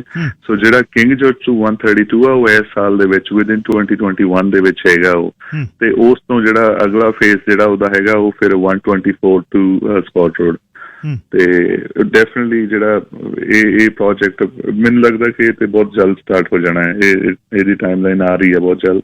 ਸੋ 80th avenue from King George to 132 ਤੇ ਵਿਦਿਨ ਦਿਸ ਈਅਰ। ਹਾਂਜੀ, I think already service and all that ਉਹ ਆਲਰੇਡੀ ਫਿਨਿਸ਼ ਹੋ ਗਿਆ ਉਸ ਤੇ। ਤੇ ਇੱਕ ਅਖੀਰਲਾ ਸਵਾਲ, ਜਿਹੜੇ ਪਰਮਿਟ ਨੇ ਘਰਾਂ ਵਾਲਿਆਂ ਦਾ ਸਵਾਲ ਆਇਆ ਕਿ 6 ਮਹੀਨੇ ਪਰਮਿਟ ਨੂੰ ਫੇਰ ਲੱਗ ਰਹੇ ਨੇ, ਇਹ ਸੱਚ ਹੈ ਜੀ? ਜੀ ਬਿਲਕੁਲ, ਮੈਂ ਐਗਰੀ ਕਰਦਾ। ਮੈਂ ਬਿਲਕੁਲ ਏਦਾਂ ਮੈਂ ਡਿਸਐਗਰੀ ਨਹੀਂ ਕਰੂੰਗਾ ਕਿ ਨਹੀਂ ਏਦਾਂ ਨਹੀਂ ਹੋ ਰਿਹਾ। ਸਮ ਕੇਸਿਸ ਦੇ ਵਿੱਚ 100% ਸਾਰੇ ਕੇਸਿਸ ਦੇ ਵਿੱਚ ਨਹੀਂ, ਬਟ ਸਮ ਕੇਸਿਸ ਦੇ ਵਿੱਚ 6 ਮਹੀਨੇ ਲੱਗ ਰਹੇ ਨੇ ਕਿਉਂਕਿ ਉਹਨਾਂ ਦੇ ਨੰਬਰ ਆਫ ਰੀਜ਼ਨਸ ਹੈਗੇ ਸਰ। ਇੱਕ ਤੇ ਜਿਹੜੀਆਂ ਐਪਲੀਕੇਸ਼ਨ ਜਿੱਦਾਂ ਅੱਗੇ ਫਰੰਟ ਕਾਊਂਟਰ ਤੇ ਤੁਸੀਂ ਜਾਂਦੇ ਸੀ, ਐਪਲੀਕੇਸ਼ਨ ਤੁਸੀਂ ਕਰਦੇ ਸੀ, ਸਟਾਫ ਤੁਹਾਨੂੰ ਦੱਸਦਾ ਸੀ ਕਿ ਇਹ ਚੀਜ਼ਾਂ ਮਿਸਿੰਗ ਆ, ਉਹ ਤੁਹਾਡਾ ਪਲਾਨ ਬੈਕ ਦੇ ਦਿੰਦੇ ਸੀ। ਰਾਈਟ ਵੇ ਤੁਸੀਂ ਨੈਕਸਟ ਡੇ ਜਾ ਕੇ ਤੁਸੀਂ ਆਪਣੀ ਫੁੱਲ ਐਪਲੀਕੇਸ਼ਨ ਲੈ ਕੇ ਤੁਸੀਂ ਉਹ ਸਬਮਿਟ ਕਰਦੇ ਸੀ, ਤੁਹਾਨੂੰ BP ਨੰਬਰ ਇਸ਼ੂ ਹੋ ਜਾਂਦਾ ਸੀ। ਉਸ ਤੋਂ ਬਾਅਦ ਸਟਾਫ ਹੁਣ ਚੈਲੰਜਸ ਕੀ ਆ ਰਹੇ ਨੇ, ਬਹੁਤ ਜ਼ਿਆਦੀਆਂ ਐਪਲੀਕੇਸ਼ਨਸ, ਇਨਕੰਪਲੀਟ ਐਪਲੀਕੇਸ਼ਨਸ, ਉਹਨਾਂ ਦੇ ਵਿੱਚ ਰੈਜ਼ੀਡੈਂਸ ਦਾ ਵੀ ਕੋਈ ਫਾਲਟ ਨਹੀਂ ਹੈਗਾ। ਉਹਨਾਂ ਨੂੰ ਵੀ ਕਈ ਵਾਰੀ ਨਹੀਂ ਪਤਾ ਹੁੰਦਾ ਕਿ ਕੰਪਲੀਟ ਪੈਕੇਜ ਦੇ ਵਿੱਚ ਕਿਹੜੀਆਂ ਚੀਜ਼ਾਂ ਹੋਣੀਆਂ ਜ਼ਰੂਰੀ ਨੇ। ਸੋ ਇਨਕੰਪਲੀਟ ਪਹਿਲੇ ਉਹ ਜਾਂਦੀਆਂ, ਪਹਿਲੇ ਉਹ ਕੁਆਰੰਟੀਨ ਦੇ ਵਿੱਚ ਜਾਂਦੀਆਂ 24 to 48 ਆਵਰਸ ਜਿਹੜਾ ਉਹ ਬਾਕਸ ਹੈਗਾ ਸਿਟੀ ਹਾਲ ਦੇ ਵਿੱਚ। ਉਸ ਤੋਂ ਬਾਅਦ ਉਹ ਸਟਾਫ ਪ੍ਰੋਸੈਸ ਕਰਦਾ, ਫਿਰ ਕਈ ਵਾਰੀ ਉਹ ਇਨਕੰਪਲੀਟ ਹੁੰਦੀ ਹੈ। ਫਿਰ ਉਹ ਕਿਉਂਕਿ ਇੱਕ ਡਾਇਰੈਕਟ ਕਾਂਟੈਕਟ ਨਹੀਂ ਹੈਗਾ ਸਟਾਫ ਦਾ ਰੈਜ਼ੀਡੈਂਟਸ ਦੇ ਨਾਲ ਪਰਸਨਲ, ਤੇ ਤਾਂ ਇਸ ਕਰਕੇ ਉਹ ਜਿਹੜੀ ਡਿਲੇ ਆ ਉਹਦਾ ਜਿਹੜਾ ਗੈਪ ਆ ਉਹ ਬਹੁਤ ਵੱਡਾ ਹੋ ਗਿਆ। So I hope and on top of that ਬਹੁਤ ਸਟਾਫ ਸਾਡੇ ਕੋਲ ਹੈਗਾ ਜਿਹੜਾ ਘਰ ਤੋਂ ਕੰਮ ਕਰ ਰਹੇ ਨੇ। ਸੋ ਜਿਹੜਾ ਕਮਿਊਨੀਕੇਸ਼ਨ ਦਾ ਉਹਦੇ ਵਿੱਚ ਟਾਈਮ ਉਹਦੇ ਵਿੱਚ ਲੱਗ ਜਾਂਦਾ ਜ਼ਿਆਦਾ। ਰੈਜ਼ੀਡੈਂਟਸ ਜਾ ਕੇ ਸਿਟੀ ਹਾਲ ਦੇ ਵਿੱਚ ਉਹਨਾਂ ਨੂੰ ਮਿਲ ਕੇ ਗੱਲ ਨਹੀਂ ਕਰ ਸਕਦੇ। ਕਈ ਵਾਰ ਉਹ ਈਮੇਲ ਤੇ ਕਲੀਅਰ ਨਹੀਂ ਹੁੰਦਾ ਕਿ ਉਹ ਐਕਚੁਅਲੀ ਸਟਾਫ ਕੀ ਮੰਗਦੇ ਨੇ, ਕਿਹੜੇ ਡਾਕੂਮੈਂਟਸ ਚਾਹੀਦੇ ਨੇ। ਸੋ ਉਹਦਾ ਕਰਕੇ ਜਿਹੜੀਆਂ ਇਹ ਡਿਲੇਸ ਹੈ ਡੈਫੀਨਿਟਲੀ ਹੋ ਰਹੀਆਂ ਨੇ। ਤੇ ਬਟ ਹੋਪਫੁਲੀ ਇਹ ਜਿਹੜੇ ਆਪਣੇ ਕੋਵਿਡ ਦੀ ਸਿਚੁਏਸ਼ਨ ਚੋਂ ਆਪਾਂ ਜਲਦੀ ਨਿਕਲ ਜਾਵਾਂਗੇ। ਇਹ ਬਿਲਕੁਲ ਏਦਾਂ ਵੀ ਨਹੀਂ ਕਿ ਅਸੀਂ ਇੱਕ ਐਕਸਕਿਊਜ਼ ਬਣਾ ਲਿਆ ਕਿ ਸ਼ਾਇਦ ਕੋਵਿਡ ਦਾ ਕਰਕੇ ਡਿਲੇਸ ਹੋ ਰਹੇ ਨੇ, ਬਟ ਕੌਨਸਟੈਂਟਲੀ ਇਹ ਡਿਲੇਸ ਨੂੰ, ਇਹ ਜਿਹੜੇ ਗੈਪਸ ਆ ਕਮਿਊਨੀਕੇਸ਼ਨ ਦੇ ਗੈਪਸ ਆ, ਇਹਨਾਂ ਨੂੰ ਘੱਟ ਕਰਨ ਵਾਸਤੇ ਰੈਗੂਲਰਲੀ ਅਸੀਂ ਕੁਛ ਨਾ ਕੁਛ ਨਵਾਂ ਕਰਨ ਦੀ ਟਰਾਈ ਕਰਦੇ ਰਹਿੰਦੇ ਹਾਂ ਤਾਂ ਕਿ ਇਹ ਜਿਹੜੇ ਪਰਮਿਟਸ ਹੈ ਇਹਨਾਂ ਨੂੰ ਜਲਦੀ ਰਿਲੀਜ਼ ਕਰੀਏ। ਬਟ ਅਸੀਂ ਪਹਿਲੇ ਲੇਟ 2019 2020 ਦੇ ਵਿੱਚ ਵਿਦਿਨ 3 ਮੰਥ ਜਿਹੜੇ ਪਰਮਿਟ ਸੀਗੇ, ਜਦੋਂ ਰੈਗੂਲਰ ਸੀ ਟਾਈਮ 3 ਮਹੀਨੇ ਦੇ ਵਿੱਚ ਪਰਮਿਟ ਮਿਲ ਰਿਹਾ ਸੀ। ਬਟ ਹੁਣ unfortunately due to COVID and all the number of reason ਇਹ ਜਿਹੜਾ ਟਾਈਮ ਹੈ ਥੋੜਾ ਜਿਹਾ ਵੱਧ ਗਿਆ। ਬਟ ਕੌਨਸਟੈਂਟਲੀ ਇਹਦੇ ਤੇ ਕੰਮ ਕਰ ਰਹੇ ਕਿ ਅਸੀਂ ਇਹਨੂੰ ਬੈਕ ਫਿਰ 3 ਮਹੀਨੇ ਤੇ ਲੈ ਕੇ ਆਈਏ। ਧੰਨਵਾਦ ਤੁਹਾਡੇ ਸਮੇਂ ਦਾ। 10 ਮਿੰਟ ਮੰਗੇ ਸੀ, 18 ਲੈ ਲਏ। ਤੇ ਸ਼ੁਭ ਸ਼ਾਮਾਂ ਤੇ ਫਿਰ ਕਿਸੇ ਦਿਨ ਗੱਲਬਾਤ ਹੋਏਗੀ। ਥੈਂਕ ਯੂ ਵੈਰੀ ਬਹੁਤ ਚੰਗੀ ਲੱਗੀ ਗੱਲ ਕਰਨ। Thank you so much. Mandeep Singh Nagra city ਅਫਸਰ ਦੇ ਕਾਉਂਸਲਰ ਗੱਲਬਾਤ ਕਰ ਰਹੇ ਸੀ। ਖਬਰਾਂ ਸੁਣਾ ਦਿਆਂ ਜੀ ਆ ਕੇ ਤੁਹਾਡੀਆਂ ਕਾਲਸ 604 204 0600 ਕੀ 84 ਐਵਨਿਊ ਆਪਾਂ ਨੂੰ ਸਰੀ ਦੇ ਵਿੱਚ ਬਣਨ ਦੇਣਾ ਚਾਹੀਦਾ ਹੈ? ਫਾਇਦਾ ਤੇ ਇੱਕ ਸ਼ਾਹ ਅਮਰਜੀਤ ਸਿੰਘ ਸੰਧੂ ਜੀ, ਤੁਸੀਂ 에ਅਰ ਤੇ ਹੋ, ਲਾਈਨ ਨੰਬਰ 1। ਸਰਦਾਰ ਹਰਜੀਤ ਸਿੰਘ ਜੀ, ਬਹੁਤ ਪਿਆਰ ਭਰੀ ਸਤਿ ਸ਼੍ਰੀ ਅਕਾਲ ਜੀ। ਸਤਿ ਸ਼੍ਰੀ ਅਕਾਲ ਬਾਈ ਜੀ। ਤੁਸੀਂ 84 ਬਾਰੇ ਪੁੱਛਿਆ, ਦੇਖੋ ਜੀ 88 ਜਾਂਦੀ ਆ ਤੇ ਇਧਰੋਂ ਜਾ ਕੇ 64 ਜਾ ਕੇ ਫਰੇਜ਼ਰ ਹਾਈਵੇ 'ਚ ਪੈਂਦੀ ਆ, ਵਿਚਾਲੇ ਤਾਂ ਕੋਈ ਰੋਡ ਹੀ ਹੈ ਨਹੀਂ। ਇਹ 84 ਜ਼ਰੂਰ ਹੋਣੀ ਚਾਹੀਦੀ ਹੈ। ਜਿਹੜੇ ਮੇਰੇ ਵੀਰ ਕੁਛ ਜਾਂ ਦੂਸਰੇ ਲੋਕ ਨੇ ਜਿਹੜੇ ਆਪਣੇ ਇਹ ਸਵਾਰਥ ਲਈ ਜਾਂ ਨਿੱਕੀ ਨਿੱਕੀਆਂ ਗੱਲਾਂ ਵਾਸਤੇ ਰੋਕਦੇ ਨੇ, ਹੁਣ ਦੇਖੋ 84 ਜੇ ਵਿਚਾਲੋਂ ਬਣ ਜਾਏ ਤੇ ਉਹ ਜਾ ਕੇ ਫਰੇਜ਼ਰ ਹਾਈਵੇ ਦੇ ਵਿੱਚ ਪੈਂਦੀ ਹੈ। ਤੋ ਇਹ ਟੋਟਾ ਜਿਹੜਾ ਵਿੱਚੋਂ ਇੰਨਾ ਰਸ਼ ਜਿਹਾ ਪੈ ਜਾਂਦਾ, ਕਾਫੀ ਹੱਲ ਹੋ ਜਾਏ ਇਹਦਾ ਜੇ ਹੋ ਜਾਵੇ, ਕਿਉਂਕਿ ਪਹਿਲਾਂ ਵੀ ਇੱਕ ਵਾਰੀ ਇਹਦੀ ਟਰਾਈ ਕੀਤੀ ਗਈ ਸੀ। ਸੋ ਇਹ ਜ਼ਰੂਰ ਹੋਣਾ ਚਾਹੀਦਾ, ਸਿਟੀ ਨੂੰ ਕੱਢਣਾ ਚਾਹੀਦਾ, ਸੋ ਲੋਕਾਂ ਨੂੰ ਸਾਥ ਦੇਣਾ ਚਾਹੀਦਾ। ਇਹਨਾਂ ਕਿਹੜਾ ਤੁਹਾਡਾ ਥੈਂਕ ਯੂ ਜੀ ਟਾਈਮ ਦੇਣ ਦਾ। ਧੰਨਵਾਦ ਜੀ ਸੰਧੂ ਸਾਹਿਬ। ਬਿਲਕੁਲ 88 ਨੋਡਲ ਤੁਸੀਂ ਤੁਰੇ ਜਾਂਦੇ ਹੋ, ਉੱਥੋਂ 84 ਕੱਢ ਲਓ। 84 ਜਿਹਨੇ ਉਸ ਸਟ੍ਰੈਚ ਦੇ ਵਿੱਚ ਜਾਣਾ 84 ਵਾਲੇ ਐਵਨਿਊ ਤੇ ਮਤਲਬ ਸਕਾਟ ਤੇ ਤੱਕ ਤਾਂ ਤੁਸੀਂ ਆ ਜਾਓਗੇ, ਸਕਾਟ ਤੋਂ ਲੈ ਕੇ 124 ਤੱਕ ਆ ਜਾਓਗੇ। 24 ਤੋਂ ਉਹ ਜੇ ਉਹਨਾਂ 28 ਦਾ ਲੂਪ ਕਿੰਗ ਜਾਰਜ ਤੋਂ 140 ਦਾ ਹੋ ਜਾਵੇ ਤਾਂ 84 ਤੇ ਆਉਣ ਵਾਲੇ ਸਿੱਧੇ 84 ਤੇ ਆ ਜਾਣਗੇ, 82 ਤੇ ਆਉਣ ਵਾਲੇ 80 ਤੇ ਆਉਣ ਵਾਲੇ, ਉਧਰੋਂ 72 ਤੋਂ 76 ਵਾਲੇ 72 ਤੋਂ ਚਲੇ ਜਾਣਗੇ, ਵੰਡਿਆ ਜਾਊ। 88 ਤੋਂ ਉੱਪਰ ਵਾਲੇ ਜਿਹੜੇ ਨੇ, ਜੇ 88 ਉਹਨਾਂ ਨੂੰ ਔਖਾ ਕਰਦਾ ਹੈ, ਬੰਦਾ ਉੱਪਰ ਚੜ੍ਹ ਕੇ 116 ਤੋਂ 96 ਪੈ ਕੇ 96 ਵਾਲਾ ਆ ਜਾਊਗਾ, 96 ਵਾਲਾ ਆ ਜਾਊ। 96 ਤੇ ਜਿਹੜੇ ਉੱਪਰ ਨੂੰ ਮਤਲਬ ਆਪਣੇ ਆਪ ਨੂੰ ਵੰਡ ਦੇਣਗੇ। 96 ਤੋਂ ਉੱਪਰ ਪੈਰੀਮੀਟਰ ਰੋਡ ਜਿਹੜਾ ਹੈ ਉਹ ਆ ਗਿਆ, ਥੱਲੇ 64 ਤੇ ਹਾਈਵੇ 10 ਹੈ, 64 ਹੈ। ਸੋ ਵੰਡਿਆ ਜਾਊ 1000 ਦੇ ਕਰੀਬ ਇੱਕ ਮਹੀਨੇ ਦੇ ਵਿੱਚ। ਇਹ ਤਾਂ PR ਦੀ ਗੱਲ ਕਰ ਰਹੇ ਹਾਂ ਆਪਾਂ, 1000 ਨਾ ਗਿਣੋ, ਬੰਦਾ 2 ਤੋਂ 2500 ਆਉਂਦਾ ਸਰੀ ਦੇ ਵਿੱਚ ਇੱਕ ਮਹੀਨੇ 'ਚ। 20 ਤੋਂ 22000 ਬੰਦਾ ਸਾਲ ਦਾ ਆਉਂਦਾ ਸਰੀ ਦੇ ਵਿੱਚ। ਲੀਗਲ ਬੰਦਿਆਂ ਦੀ 12000 ਕਿਹਾ ਸੀ ਉਹਨਾਂ ਨੇ, ਲੀਗਲ ਨਹੀਂ, ਸੌਰੀ PR ਦੀ। ਬਾਕੀ ਜਿਹੜੇ ਹੋਰ ਵਿਦਿਆਰਥੀ ਸਾਡੇ ਤੇ ਸੈਰ ਵਾਲੇ ਬਹੁਤ ਵੱਡੀ ਗਿਣਤੀ ਹੈ। ਇਸ ਘੰਟੇ ਨੂੰ ਹਰਜੀਤ ਸਿੰਘ ਗਿੱਲ ਦੇ ਸ਼ੋਅ ਨੂੰ ਤੁਹਾਡੇ ਤੱਕ ਲੈ ਕੇ ਆਏ ਨੇ ਮਹਿੰਦਰਾ ਜਿਊਲਰਸ, ਪਾਇਲ ਬਿਜ਼ਨਸ ਸੈਂਟਰ 'ਚ ਮਹਿੰਦਰਾ ਜਿਊਲਰਸ ਦੇ ਨਾਲ। ਤੁਸੀਂ ਗਹਿਣਿਆਂ ਦੀ ਦੁਨੀਆ 'ਚ ਵੱਡਾ ਨਾਂ ਹੈ, ਖਰੀਦ ਸਕਦੇ ਹੋ ਗਹਿਣੇ ਜਾ ਕੇ। Organic warehouse 7093 King George Boulevard ਤੇ ਆਰਗੈਨਿਕ ਗਰੋਸਰੀ ਲਈ organic warehouse. Harjeet Singh Gill ਦੇ ਇਸ ਘੰਟੇ ਨੂੰ ਸੁੱਖੀ ਬਾਠ ਤੁਹਾਡੇ ਤੱਕ ਲੈ ਕੇ ਆਏ ਨੇ। ਸੁੱਖੀ ਬਾਠ ਪੰਜਾਬ ਦੇ ਵਿੱਚ ਕੋਈ ਜਾਇਦਾਦ ਖਰੀਦਣੀ ਵੇਚਣੀ ਤਾਂ ਸੁੱਖੀ ਬਾਠ ਨੂੰ ਯਾਦ ਰੱਖਿਓ। Lifestyle dental care doctor Dhillon ਦਾ ਇਹ ਦੰਦਾਂ ਦਾ ਹਸਪਤਾਲ ਹੈ। 604 596 8712 ਦੰਦ ਤੁਹਾਡੇ ਐਨ ਚਿਣੇ ਹੋਣੇ ਚਾਹੀਦੇ ਨੇ। ਇੱਥੇ ਦੇ ਜਵਾਕਾਂ ਨੂੰ ਬੜਾ ਪੰਗਾ, ਦੰਦ ਵਿੰਗੇ ਟੇਢੇ ਆਉਂਦੇ ਨੇ, ਗਰੋਥ ਵੱਧਦਾ ਹੈ, ਦੰਦ ਸੂਤ ਨਹੀਂ ਆਉਂਦੇ। 5-5 7-7 ਹਜ਼ਾਰ ਡਾਲਰ ਉਹਨਾਂ ਨੂੰ ਸਿੱਧਿਆ ਕਰਨ ਨੂੰ ਲੱਗਦਾ, ਉਹ ਮੁੱਕਦਾ ਨਹੀਂ ਉੱਥੇ ਕੰਮ। 7000 ਤੋਂ ਫੇਰ ਕਹਿੰਦੇ ਨੇ ਇਹਦੀਆਂ ਚੋਰ ਦਾੜਾਂ ਕੱਢੋ ਪਿੱਛੋਂ, ਇਹ ਕਰੋ ਉਹ ਕਰੋ। 15 ਸਾਲ ਜ਼ਿੰਦਗੀ ਦੇ ਦੰਦ ਸਿੱਧੇ ਕਰਨ ਨੂੰ ਹੀ ਲੰਘ ਜਾਂਦੇ ਨੇ। ਸਿੱਧੇ ਹੋਏ ਦੰਦਾਂ ਦੀ ਸਿਹਤ ਵਧੀਆ ਸਾਫ਼ ਰੱਖਣ ਲਈ ਉਹਨਾਂ ਨੂੰ ਕੋਈ ਮੁਸ਼ਕਿਲ ਨਾ ਆਵੇ, ਸਫਾਈ 604 596 8712 lifestyle dental care doctor Dhillon. Kulvir Singh Lel ji, line number 1, ਤੁਸੀਂ ਏਅਰ ਤੇ ਹੋ। ਹਾਂਜੀ, ਸਤਿ ਸ਼੍ਰੀ ਅਕਾਲ ਸਾਹਿਬ। ਸਤਿ ਸ਼੍ਰੀ ਅਕਾਲ ਬਾਈ ਜੀ। ਜਿਹੜੇ ਰੋਡ ਆਪਾਂ ਨੂੰ ਹੁਣ ਜਿਸ ਹਿਸਾਬ ਨਾਲ ਆਪਣੀ ਜਨਸੰਖਿਆ ਵੱਧਦੀ ਜਾ ਰਹੀ ਹੈ, ਉਸ ਹਿਸਾਬ ਨਾਲ ਰੋਡਾਂ ਦਾ ਵੀ ਸਟਰਕਚਰ ਚੇਂਜ ਹੁੰਦਾ ਜਾਣਾ ਹੈ ਨਾ। ਚਾਹੀਦਾ ਵੀ ਆ ਨਾ, ਜਿਸ ਹਿਸਾਬ ਨਾਲ 84 ਆ, ਉਹਨੂੰ ਵੀ ਹੋਰ ਵੀ ਜਿਹੜੀ ਕੋਈ ਰੋਡ ਆ, ਜਿੱਦਾਂ ਹੁਣ ਕਿਸੇ ਵੀ ਲਿੰਕ ਬਣਾਏ ਛੋਟੇ ਛੋਟੇ, ਉਹਨਾਂ ਨੂੰ ਸਾਰਿਆਂ ਨੂੰ ਲਿੰਕ ਨੂੰ ਜੋੜਨਾ ਚਾਹੀਦਾ ਕਿਸੇ ਨਾ ਕਿਸੇ ਨਾਲ, ਹੈ ਨਾ। ਕਿਉਂ ਜਿਹਨੂੰ ਇਸ ਤਰੀਕੇ ਨਾਲ ਰਸ਼ ਘਟਣਾ, ਜਿਹੜਾ ਘੁੰਮ ਕੇ ਜਾਣਾ ਉਹਨੇ ਸਿੱਧਾ ਜਾ ਸਕਦਾ ਆ, ਉਹਨੂੰ ਉੱਧਰ ਨੂੰ ਦੂਸਰੀ ਰੋਡ ਤੇ ਜਿਹੜਾ ਜਾਣਾ ਉੱਥੇ ਬਹੁਤ ਘੱਟ ਟ੍ਰੈਫਿਕ ਹੋ ਜਾਊਗਾ ਨਾ। ਇਹ ਚੀਜ਼ ਬਣਨੀ ਚਾਹੀਦੀ ਆ। ਬਾਕੀ ਰੋਡਾਂ ਦਾ ਥੋੜ੍ਹੀਆਂ ਜਿਹੜੀਆਂ ਲੈਫਟ ਰਾਈਟ ਦੀਆਂ ਚੀਜ਼ਾਂ, ਉਹ ਕਾਰਨਰ ਜ਼ਰੂਰ ਖੁੱਲ੍ਹੇ ਕਰਨੇ ਚਾਹੀਦੇ ਆ, ਕਿਉਂ ਗੱਡੀਆਂ ਗੁੱਡੀਆਂ ਕਈ ਵਾਰ ਜਿਹੜੇ ਮੁੜਦੀਆਂ ਵੱਡੀਆਂ ਜਾਂ ਕੋਈ ਗੱਡੀਆਂ, ਉਹ ਲੈਫਟ ਐਂਡ ਰਾਈਟ ਉਹ ਬਹੁਤ ਲਾਈਨ ਅਪ ਹੋ ਜਾਂਦੀ ਹੈ ਨਾ। ਹੈਲੋ ਜੀ ਜੀ, ਸੁਣ ਰਹੇ ਆ।